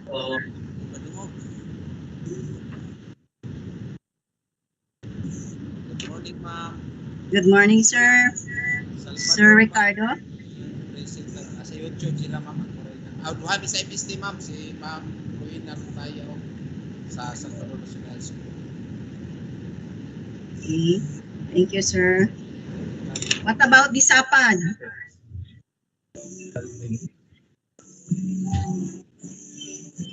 Sapad District. Hello, Ma'am Fem. Good morning. Good morning, ma'am. Our OIC, Ma'am Juliet Gonzaga, is nara siya sa YouTube, ma'am. So ako na lang mag-represent sa mga district. So two of us present in MS, the school head of Panodoon National High School, and the rest of the school heads na sa YouTube live streaming. Good morning. Okay, thank you, Ma'am Christine. Okay, let's proceed to the SND Central, SND East, and SND West. Ma'am Fima, good morning. Yes, sir, AP. Good morning, sir. For SND, ma'am, 17/33, and these administrators going through live streaming, ma'am, YouTube. Sige, sir. Thank you, sir. Kung nangyapin lang ang Kulambugan, Ma'am Fima. Yes, sir. Sige, sir. Go ahead. For Kulambugan, ma'am, 11/14, out of this 11, 3 naka-join through MS, and 8 sa live streaming YouTube, ma'am.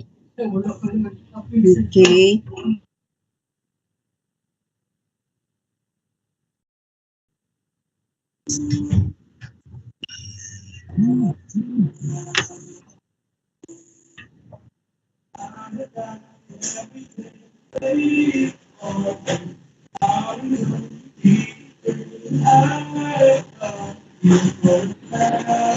Balu East and West.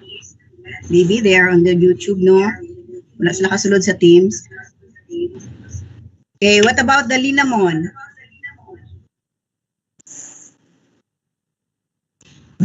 Ma'am, good morning. Good morning, sir. Ma'am Pem. Yes, sir. Good morning, YouTube sila, sir. Ma'am Pem. YouTube. Good morning. Yes, who's on the phone, sir? Yes, guys, sir. Sa Linamon? Si Sir Tantan. Mr. Maro. Ay, okay, sir. Thank you, sir. Tantan. Welcome.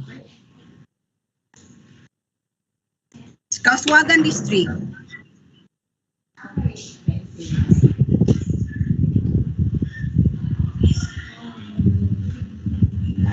Kauswagan, wala nakasunod sa atong teams. Okay, sa YouTube siguro lang sila nakasunod. What about the Bacolod? Election. Ito sa mukan kay ka. Hello? Come again, sir?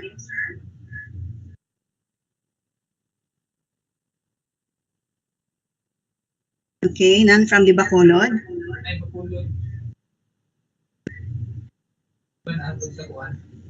Nasa YouTube na lang ang Bacolod. Okay, next, Pantar. Pantar, good morning, ma'am. Yes, sir. From Pantar District, we are dalawang nasa MS team, the Pantar West and Sigayan na din primary school heads. The rest nasa YouTube po. Thank you. Okay, thank you, sir. Next, Matunggaw District. Matunggaw, hindi naman siya. Ay, akong matunggaw.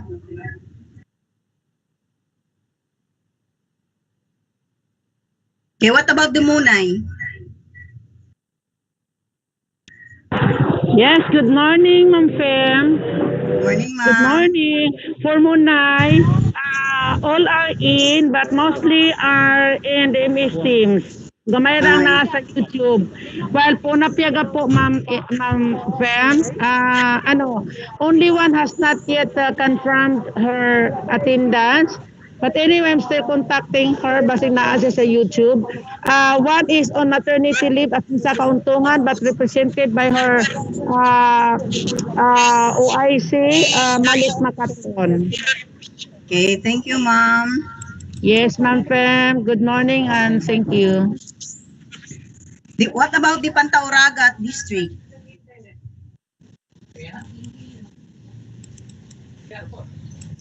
Pantauragat district?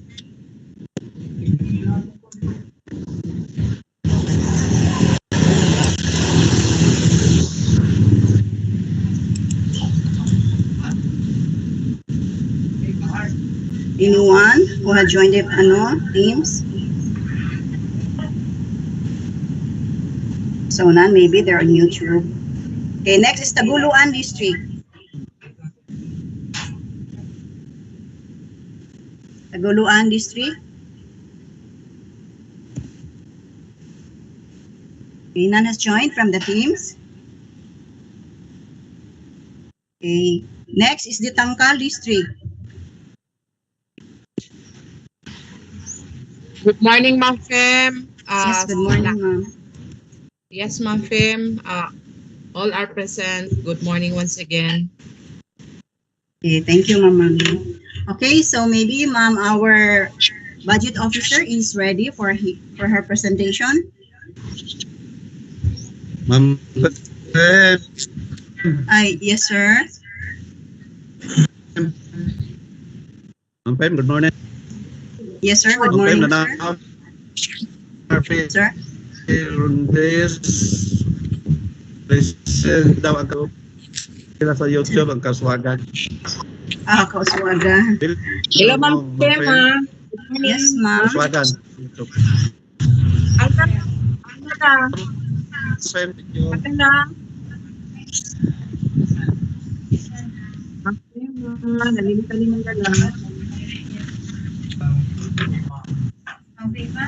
Okay, that's all for our attendance for today.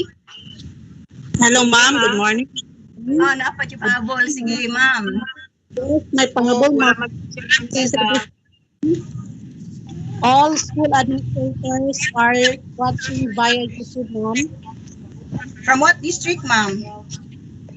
Magsaysay district, ma'am. Lala district, ma'am, some of them are in the YouTube and some also who are in the MS. Chucky. Hello, Ma'am Kim. Good morning. Hello, Ma'am Kim. Good morning. Yes, ma'am. Good morning. From what district, ma'am? This is Mrs. Zanaida Umar of Magsaysay Central. Yes, I would like to let you know that all the school administrators of Magsaysay districts are joining with us via YouTube. Thank you, ma'am. Okay, ma'am. Ma'am Prima, good morning. Yes, ma'am. Ang lala po, ma'am. Ang lala also are joining through YouTube and MS Teams. Other are in MS Teams. Okay. Thank you. Good morning, team. Sir, okay, ma'am. Yes, ma'am. This is Siti Hanima Mamasa of Pantaragat. Sige, ma'am. Ma'am, lahat po kami present. Yung 5 nasa MS Teams, yung iba nasa YouTube. Okay, ma'am. Thank you, ma'am. Okay, so let's proceed now to our next speaker. Hello, good morning. Okay, once again, our budget officer 3, Ma'am Emily S. Padayhat. Hello, good morning. Good morning, Fem. Do you hear Good morning, me? ma'am. Okay. Actually, the guidelines was already discussed by Sir Bridget, no? It was thoroughly discussed. But then while attending our division orientation,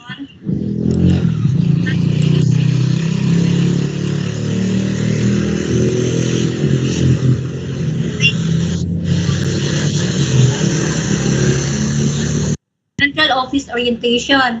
And then I have some, what's this, mga points na nag-gather doon sa orientation. Actually, of this time, hindi pa tapos yung orientation sa central office. So, I would like to share na lang something that I grasped from the central office orientation, since I think some of the things that they are presented there could answer the questions nga na nandun sa inyong isip. I'm also sharing to you the open forum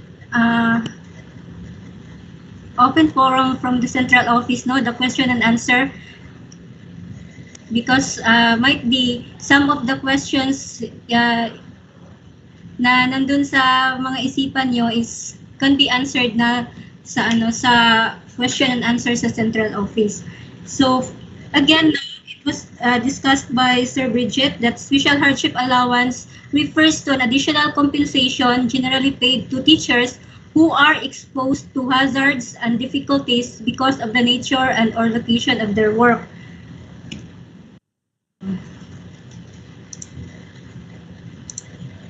So ito po na nakukuha ko din ito sa sa presentation ng central office, no.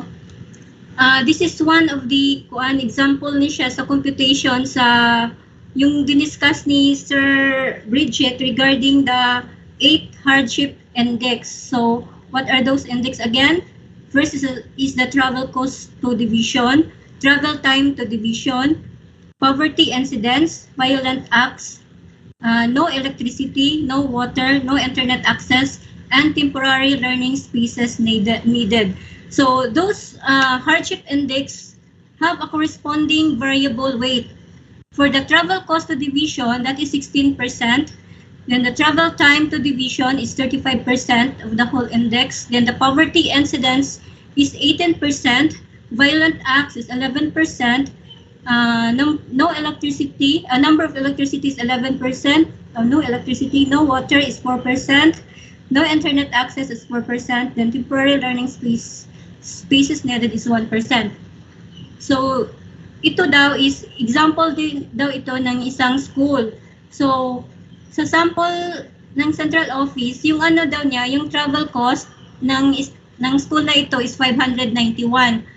So makikita natin na 591 pesos yung niya cost, and then travel time to division office is 275, and then poverty incidence is 31.38. The poverty incidence, according to the one of the question asked from the open forum, kasi merong nagtanong doon kung saan po ba nakukuha yung poverty incidence. So according to the answer of the central office, it was from the PSA, Philippine Statistics Authority.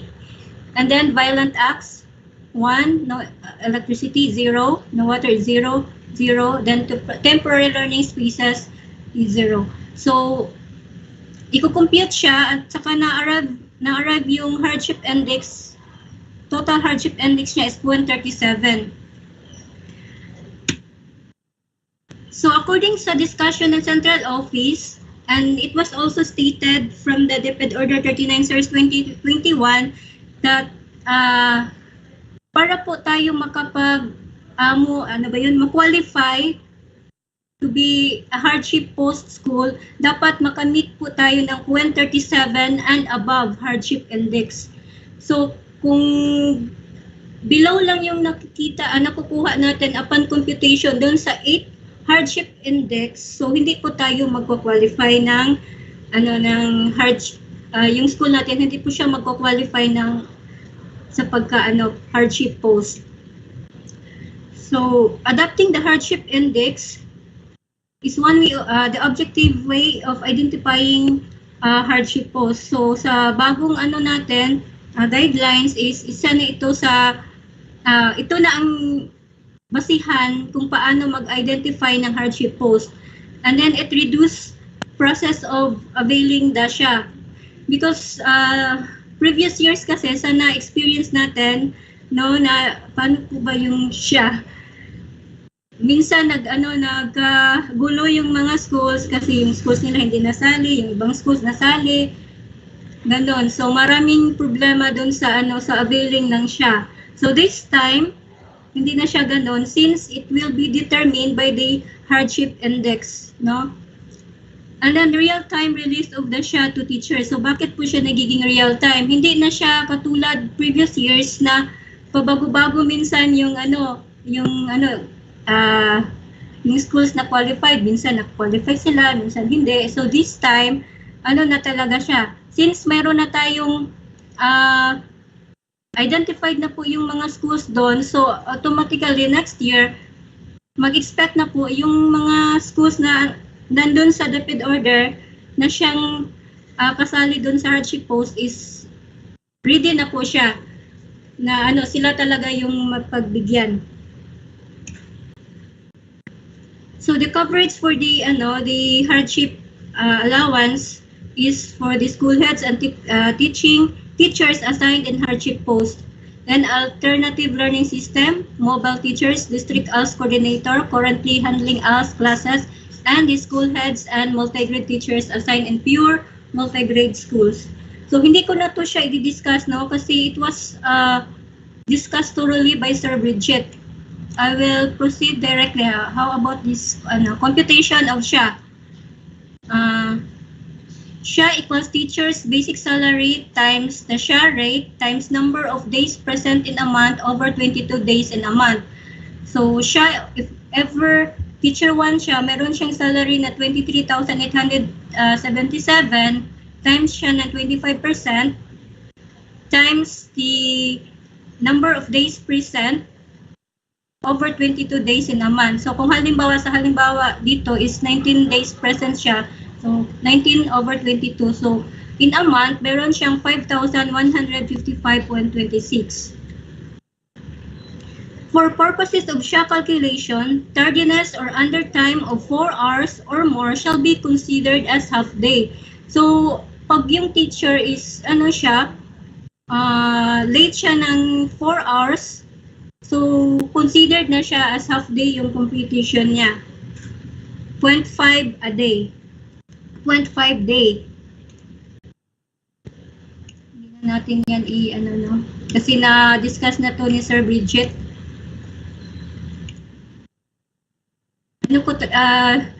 Pinag-screenshot ko lang to sa discussion ng Central Office. Dito tayo sa roles and responsibilities. So first is identification of the hardship post school. So ito din is andun to sa DepEd order pero sinasummarize lang siya. So magsimula tayo sa schools kasi yung school siya yung nagsasubmit ng accurate data in the BEIS. So dapat nag-emanate talaga sa school. So kung ano yung result ng BIS na siyang kino-consider ng Central Office in identifying the list of qualified schools, so galing yan sa BIS nyo. So kung ano yung ini-input nyo doon, so yun yung nakaka-capture ng Central Office. And then according to the discussion, the cut-off date wherein they get the data is 2019 to 2020 EBIS 2000 to 2020 EBIS data. And then the role of the schools division office is sino po ba yung nag-handle ng EBIS natin? So it is the planning officer. So she validates and ensures the accuracy of the data submitted by the school. So dapat talaga sa schools division office mayroon tayong validation, no? And then the role of the regional office ensures the validity of the data. So, regional office, in-ensure niya yun na yung mga data ng division office is validated. And then central office identifies hardship post schools through the hardship index computed using the data in the BIS submitted by the schools and validated by the SDO. And then, lastly, updates the hardship index and the list of hardship posts every 3 fiscal years.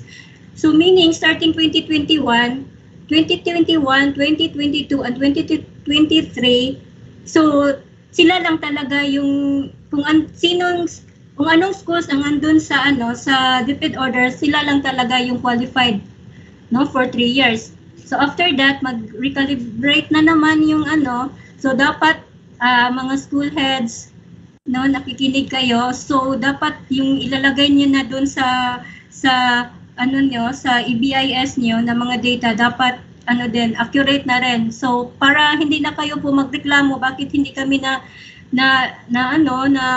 nasasali doon sa hardship post na kung saan ang layo ng mga lugar niyo, like what Sir told you earlier na mayroong nagpapadala sa akin ng video na binibidyohan niya kung paano sila naglalakad patungo sa school, kung ano yung daan na dinadaanan nila na sa nakikita ko sa video maputik, tapos layo-layo pa, lang sila, naglalakad lang.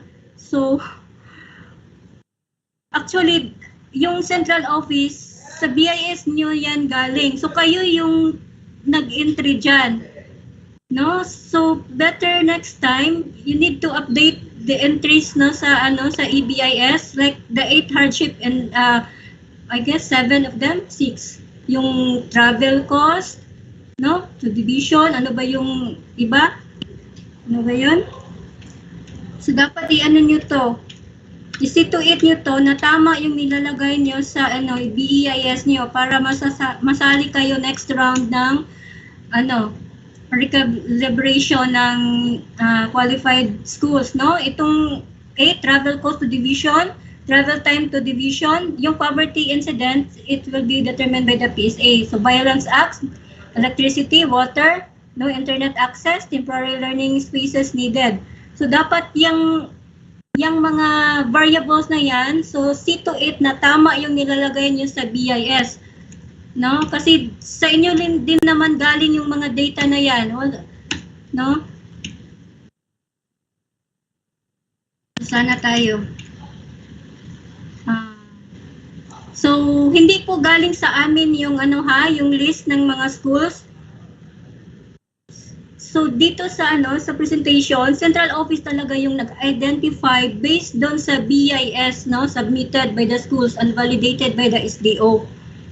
So, hindi yung division office yung nag-identify, it is the central office. And then, it will be every 3 fiscal years na siya. So, kung yung hindi na nasasali ngayong taon, so maghintay pa kayo ng 3 years.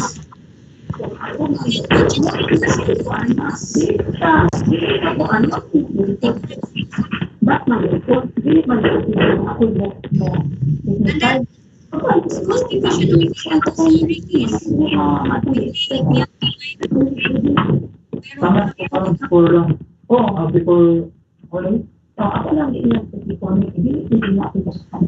Here's the Shah pillar quarterly and processes the payment to entitled personal award. So hindi na siya katulad noon na parang lump sum yung natatanggap ng mga teachers. So in a quarterly basis na siya. Since we are now in a 3rd quarter, so yung matatanggap muna ng mga qualified eligible hardship teachers is from quarter 1, quarter 2, and quarter 3. So sa December na po yung remaining 4th quarter, since it is clearly stated sa DepEd order na it should be released in a quarterly basis. So for the reporting naman, walang ginagawa yung schools, yung schools division office lang yung merong gagawin. First is submit list of teachers who receive Shah to the regional office. Personal unit through email every 6 months. So sino po ba yung responsible person? I hope our personnel officer is listening, since he is the one who will be responsible for the reporting to the regional office the list of teachers who received the Shah. So it is clearly stated in the DepEd order, and it was discussed also by Sir Bridget, no, that the personnel unit is the one responsible for the reporting of the submitted list of teachers who received Shah to the regional office. And then the regional office, so the RO personnel unit also will consolidate the SDO's reports of Shah recipients and submit every 6 months to the central office, BHROD, SED. So meaning sa division office natin, personnel unit, you will submit every 6 months, no, the report to the regional office and personnel unit also. Then central office consolidate the Shah utilization report and follow-up reports as deemed necessary. Maintain database of Shah utilization report, including the list of recipients. So for the monitoring feedback and technical assistance, actually this was discussed by Sir Bridget also, but parang sinasummarize nila, no, into one. So for the central office, continuously gather feedback of the implementation of the Shah, then conducts periodic review.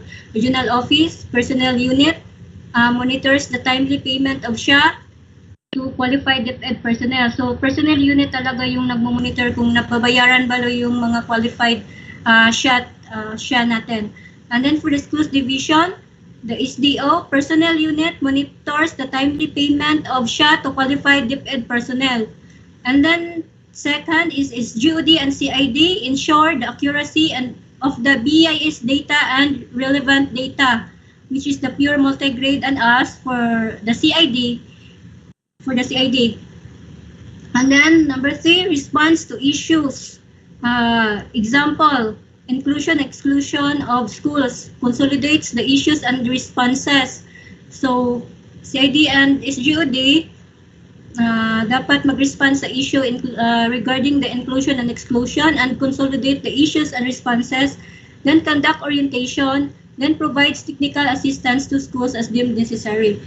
For the school provides feedback by accomplishing online feedback form. Sir Flor, may request Sir Flor to give us the kanang link for online feedback, no, for the Shah. Policy highlights new guidelines. Recipient identification for hardship post will be done at the central office level using the Hardship Index. All other who are eligible, school head and multi-grade teachers assigned in pure multi-grade and mobile teachers and ALS coordinators currently handling ALS classes are automatically Shah recipients. DTR or any attendance and monitoring forms as prescribed by applicable policies approved by the head of office shall serve as basis for the attendance of the personnel. So again, yung mag-qualify na school dapat naka 0.37 and above siya sa ating hardship index computation so that the school can qualify the hardship post.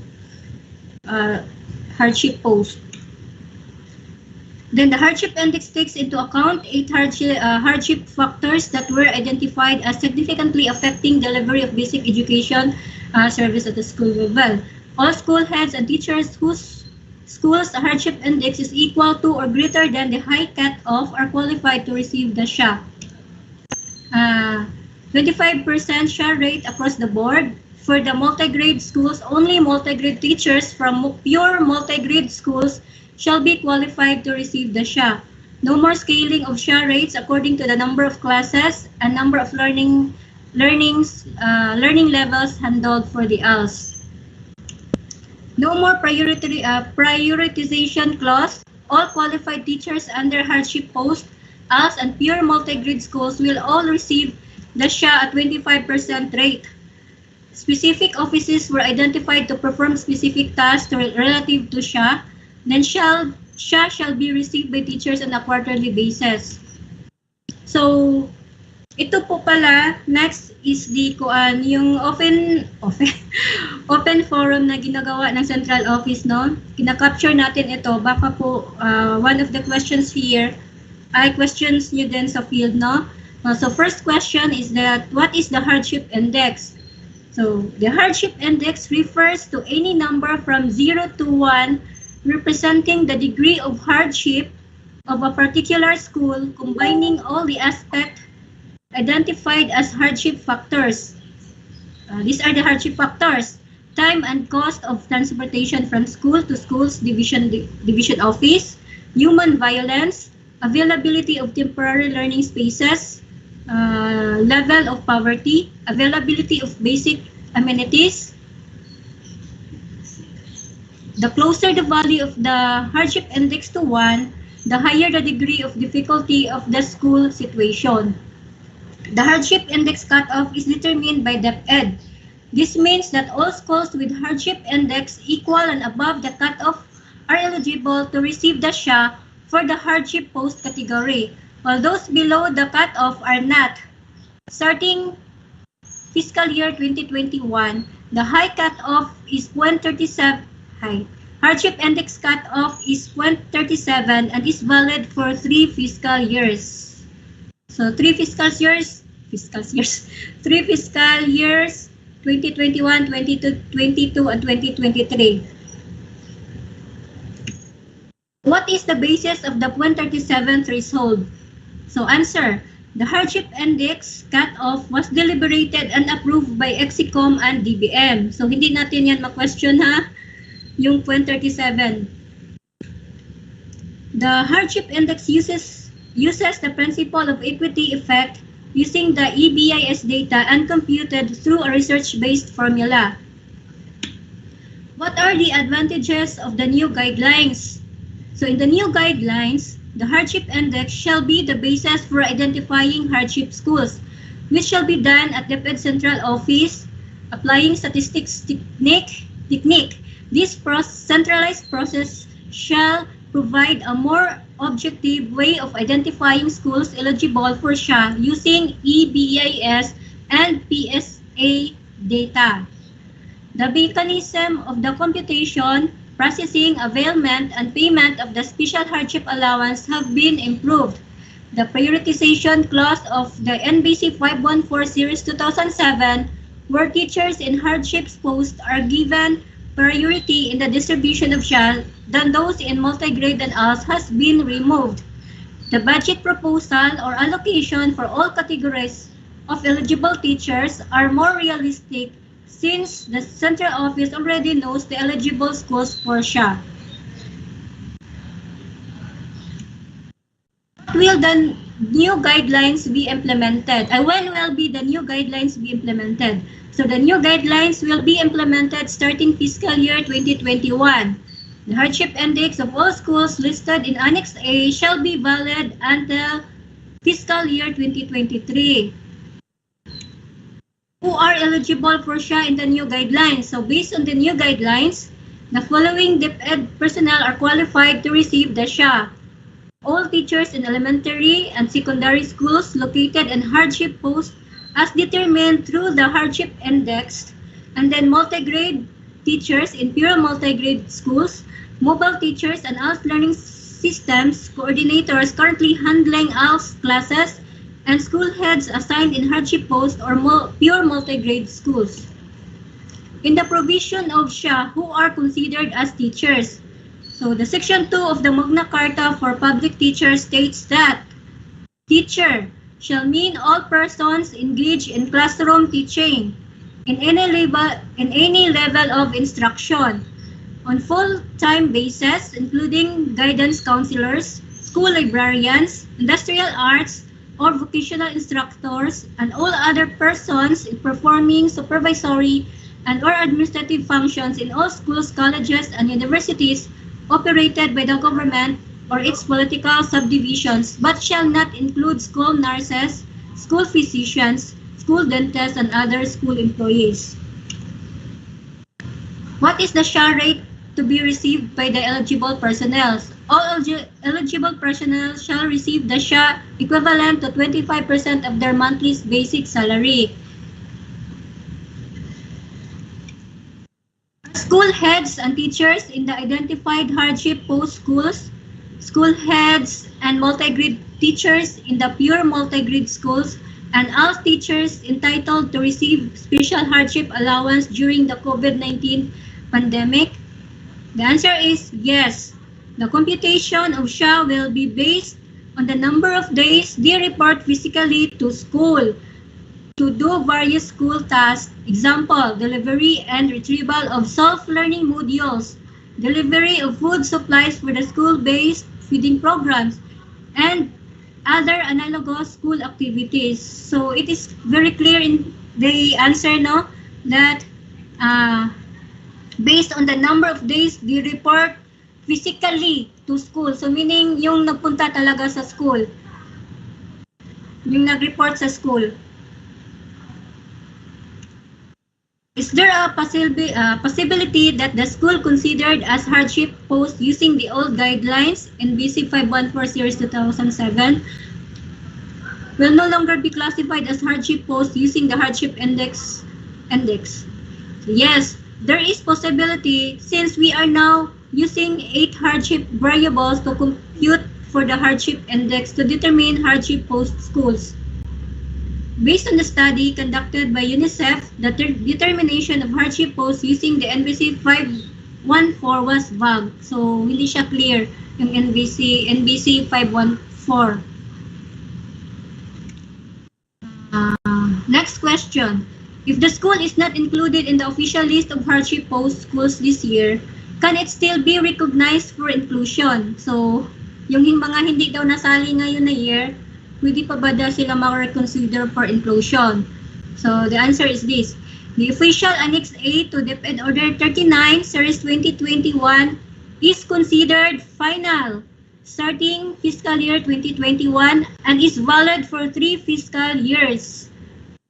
Consistent with the department's adherence to quality data collection and validation, the official list is largely, if not completely, dependent on the data submitted by schools which are validated by the respective schools division office.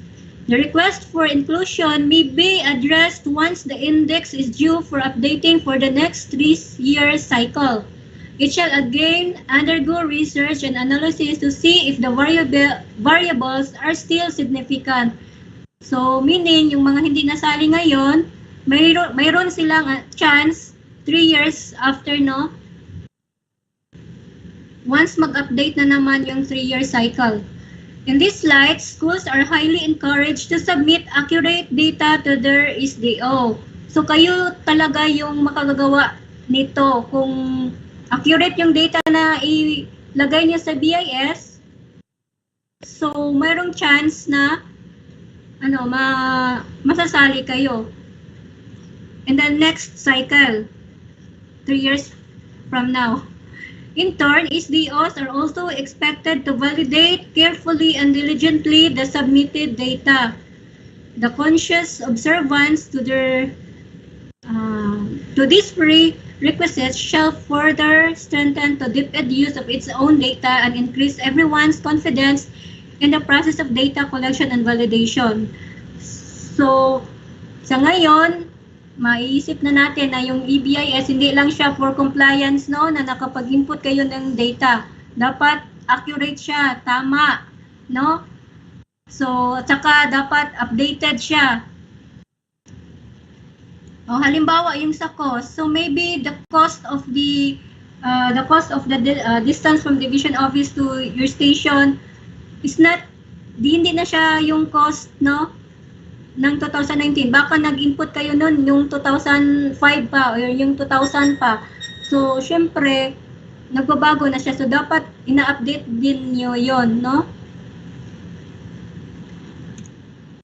Whom should the school inform if they have concerns regarding the non-inclusion to the official list of hardship post schools? So, part of strengthening the DepEd's information system, the schools are expected to submit accurate data. So, dapat yung school, accurate data yung isa-submit sa BIS. The school's division office are responsible to validate submitted data. So, si division office, responsible din pala niya na i-validate yung submitted data. If it is therefore more logical to seek verification from the SDOs, as it is a better position to produce documents and explain validation process pertaining to the submission of data. While there is no prohibition to email the concerns to the central office, it must be noted that the central office is only an end user of all submitted and validated data.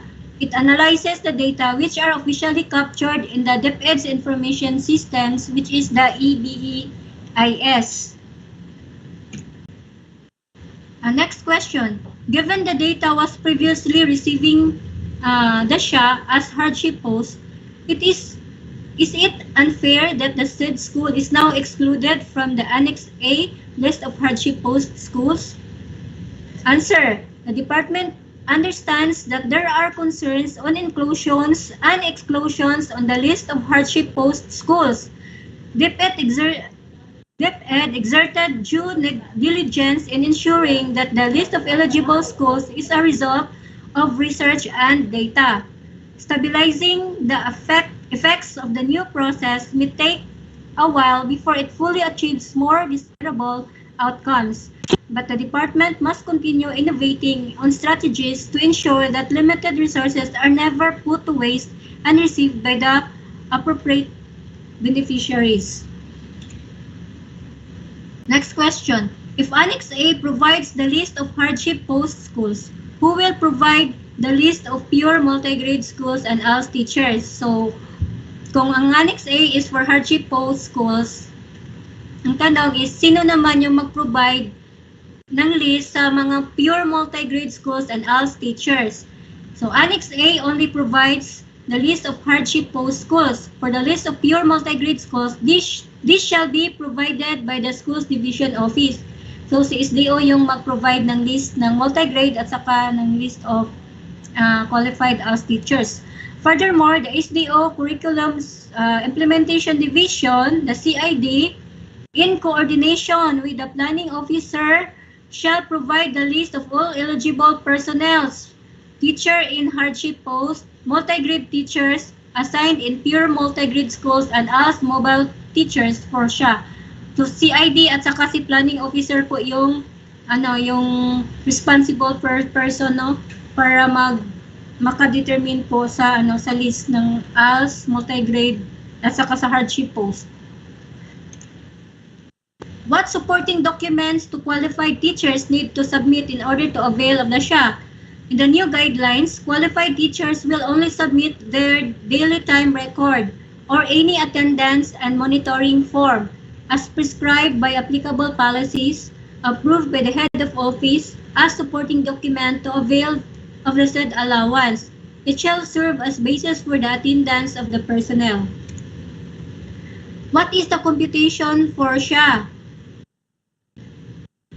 Na-discuss na natin to, no? Kanina. Are all teachers in the hardship post qualified to receive the Shah?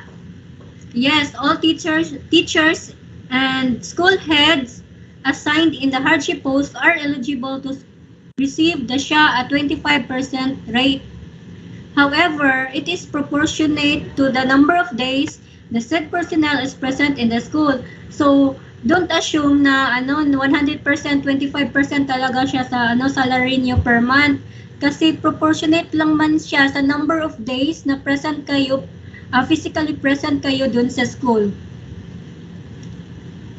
So pag wala kayo sa school, so considered as na yon, deducted na yon siya.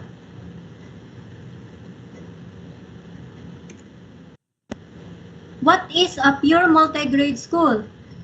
As per definition, pure multi-grade schools refers to a school that solely offers combined classes of 2 or more grade levels except for kindergarten. What is a multi-grade teacher? As per the definition, multi-grade teacher refers to a teacher handling a combined class of 2 or more grade levels. Is a kindergarten teacher in pure multi-grade school who teaches multi-grade classes eligible for Shah? Yes, but only for the number of days the kindergarten teacher handle the multi-grade classes. So, hindi siya full 25%. Yung number of days lang na nag-handle siya ng multi-grade classes, yung ika-count for the computation of the hardship allowance. Next question. Is a school head in a pure multi-grade school entitled for Shah whether or not he or she handles a class? The answer is yes. All school heads and multi-grade teachers assigned in pure multi-grade schools are eligible to receive the Shah equivalent to 25% of their monthly basic salary.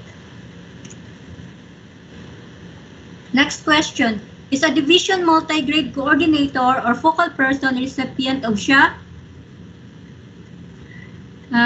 The answer is no. Only multi-grade teachers handling multi-grade classes in pure multi-grade schools are eligible to receive Shah under this category.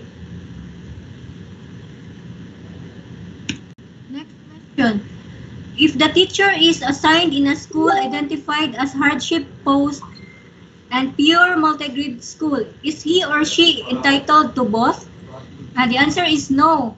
For qualified personnel who meet more than one criterion, example, pure multi-grade school is also categorized as hardship post, the multi-grade teacher shall receive Shah on only one criterion. So, isa lang po yung pagpipilian, either sa hardship post siya or sa multi-grade siya. Hindi pwede na sa dalawa siya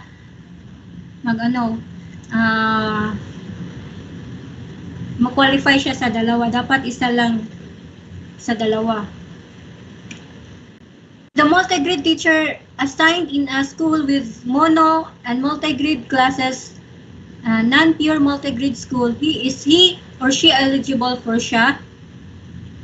No. Multi-grade, the answer is no. Multi-grade teacher assigned in non-pure multi-grade school are not eligible to receive Shah. As per the coverage of the new guidelines, only multi-grade teacher assigned in a pure multi-grade schools are entitled to receive the Shah. Next question. Is a SPED teacher who also handles different levels eligible for Shah? Answer. Being a special education SPED teacher is not a qualification to receive the Shah.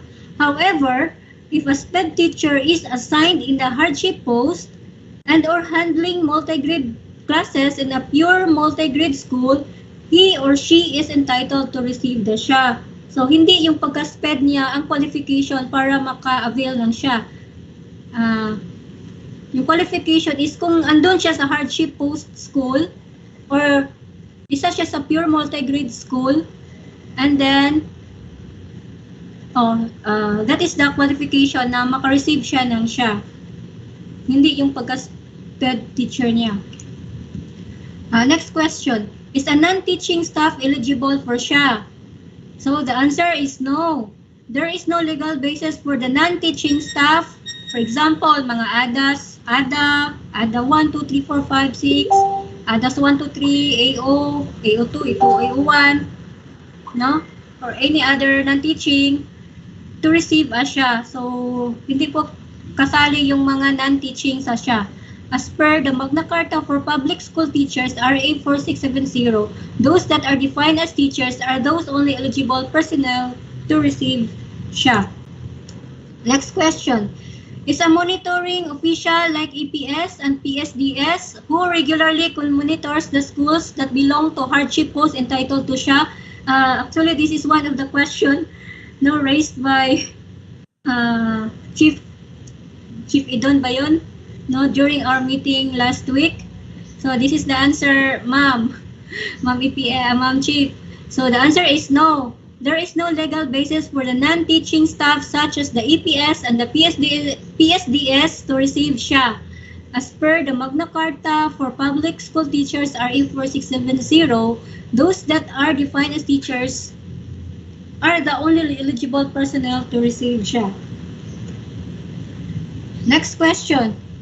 If a teacher transfers from a hardship post or pure multi-grade school to another school that is not eligible, what will be the computation of the Shah? So kung nag-transfer yung teacher from a pure multi-grade to a to another school that is not eligible, so ano po ba yung computation? So the answer is the computation of the special hardship allowance is proportional to the number of days the teacher or teaching personnel is present in the hardship post and or pure multi-grade school. So yun lang, present siya dun sa pure multi-grade school. So cut-off date niya is kung nag-transfer na siya dun sa not eligible, so hanggang dun lang siya sa present siya dun sa pure multi-grade school. Hindi na ihasali pag-compute yung hindi siya sa wala siya dun sa sa school na yun. Next question. If a teacher is a resident of the barangay or area of the school, is he or she entitled to receive the Shah? The answer is yes. All school heads and teachers assigned in the hardship post or pure multi-grade schools are all eligible to Shah whether or not they are resident or transient. So kahit hindi siya taga doon, pero yung school niya is qualified to receive the hardship post, so qualified yung yung teacher or yung school head. Next question. What are the factors for the withdrawal of the Shah? So these are the factors for the withdrawal of the Shah. The Shah shall be withdrawn if the qualified personnel from a hardship post transfers to a non-hardship area. Second, the qualified personnel from a pure multi-grade school transfers to non-hardship post or non-pure multi-grade schools. Third, the schools is no longer a pure multi-grade schools offering both multi-grade and mono-grade classes. And lastly, the mobile teachers or DALSI is no longer handling ALS classes. So meaning pag yung ALS, so sa letter D, yung pag ALS or yung DALS coordinator, hindi po siya nag-handle ng ALS classes, so hindi po siya kasali doon sa maka-receive ng Shah. The computation of Shah shall be proportional to the number of days the qualified personnel is physically reporting to his or her post. Next question. This is a good question. Are holidays, work from home, leave of absence, attending seminars or trainings in another venue, and the likes included in the computation of the Shah? So the answer is no. Teachers do not experience hardship going in and out of school during work from home, holidays, attending seminars, trainings in another venue, and or on leave. Thus, these are not included in the computation of Shah. The computation is proportional to the number of days the hardship personnel is present in the hardship post and or pure multi-grade school. So, yung mga nag-work from home, so deducted na yon siya, no? Yung mga nag-holiday or nag-on leave, so deducted yun sa sa computation ng number of days ng hardship allowance. Next question. Is an ALS teacher in a highly urbanized city qualified to receive Shah? Yes, as long as the alternative learning system teacher is handling ALS classes. So sa ALS, yung qualification niya lang is kung yung teacher is nag-handle ng ALS classes. No? Pag hindi nag-handle ng ALS classes, yung ALS teacher or ALS coordinator, so hindi siya qualified ng siya. Next question. Are the ALS teacher who are assigned to teach in jail, barangay, community, or nearby school community still qualified? Yes. All alternative learning system teacher handling ALS classes are eligible to receive the Shah. Next question. How is the Shah computed for an ALS teacher conducting classes in various community learning facilities? Regardless of where the alternative learning system classes are held, the Shah is computed proportional to the number of days the ALS teacher conducted these classes. The ALS teacher must submit his or her DTR or any attendance and monitoring form as evidence that he or she conducted ALS classes. Next question. If EPS2 handles classes, is he or she entitled for Shah? No, there is no legal basis for the payment of Shah for the non-teaching staff as EPS2 to receive Shah. So, hindi kasali yung EPS natin na nag-handle ng ALS, no? Kahit nag-handle pa siya ng klase, hindi siya kasali dahil sa Magna Carta for Public School Teacher RA 4670. Those that are defined as teachers are the only eligible personnel to receive Shah.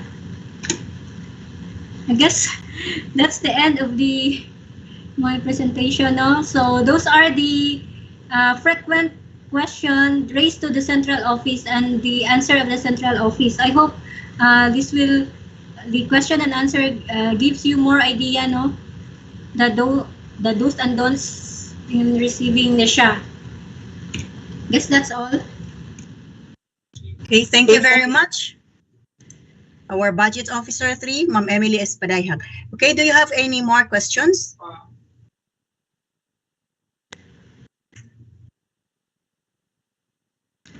From the field?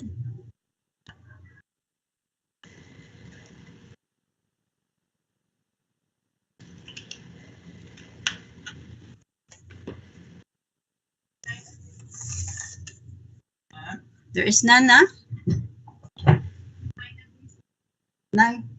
Nay nag-raise hand ko. Nay nag-raise hand. Ang saan? Ang mic nila yan.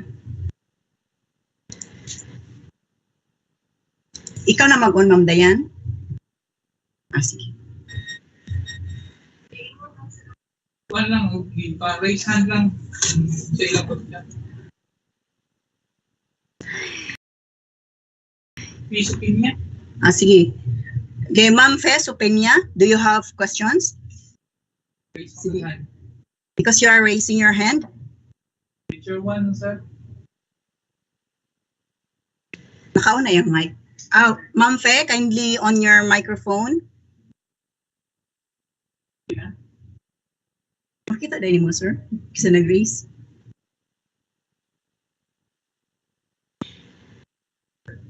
Wala ma. Okay na to, Stindala? Manggod na ako. Manggod.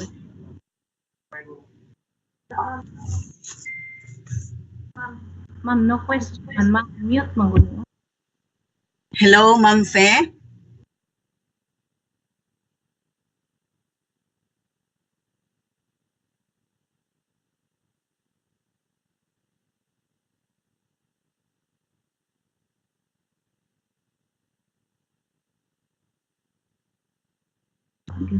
Mag-forward po rin.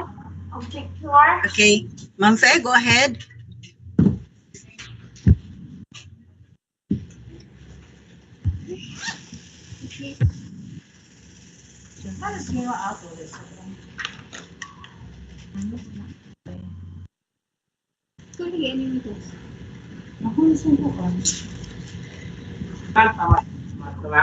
Hindi ka present man.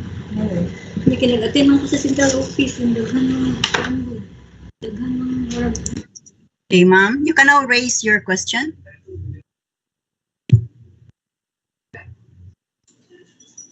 Wala man. Nasa iyo pa siguro. Okay, any more?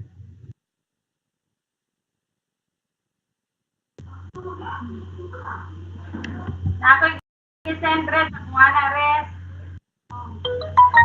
Kaya may pahitsik ako kadala.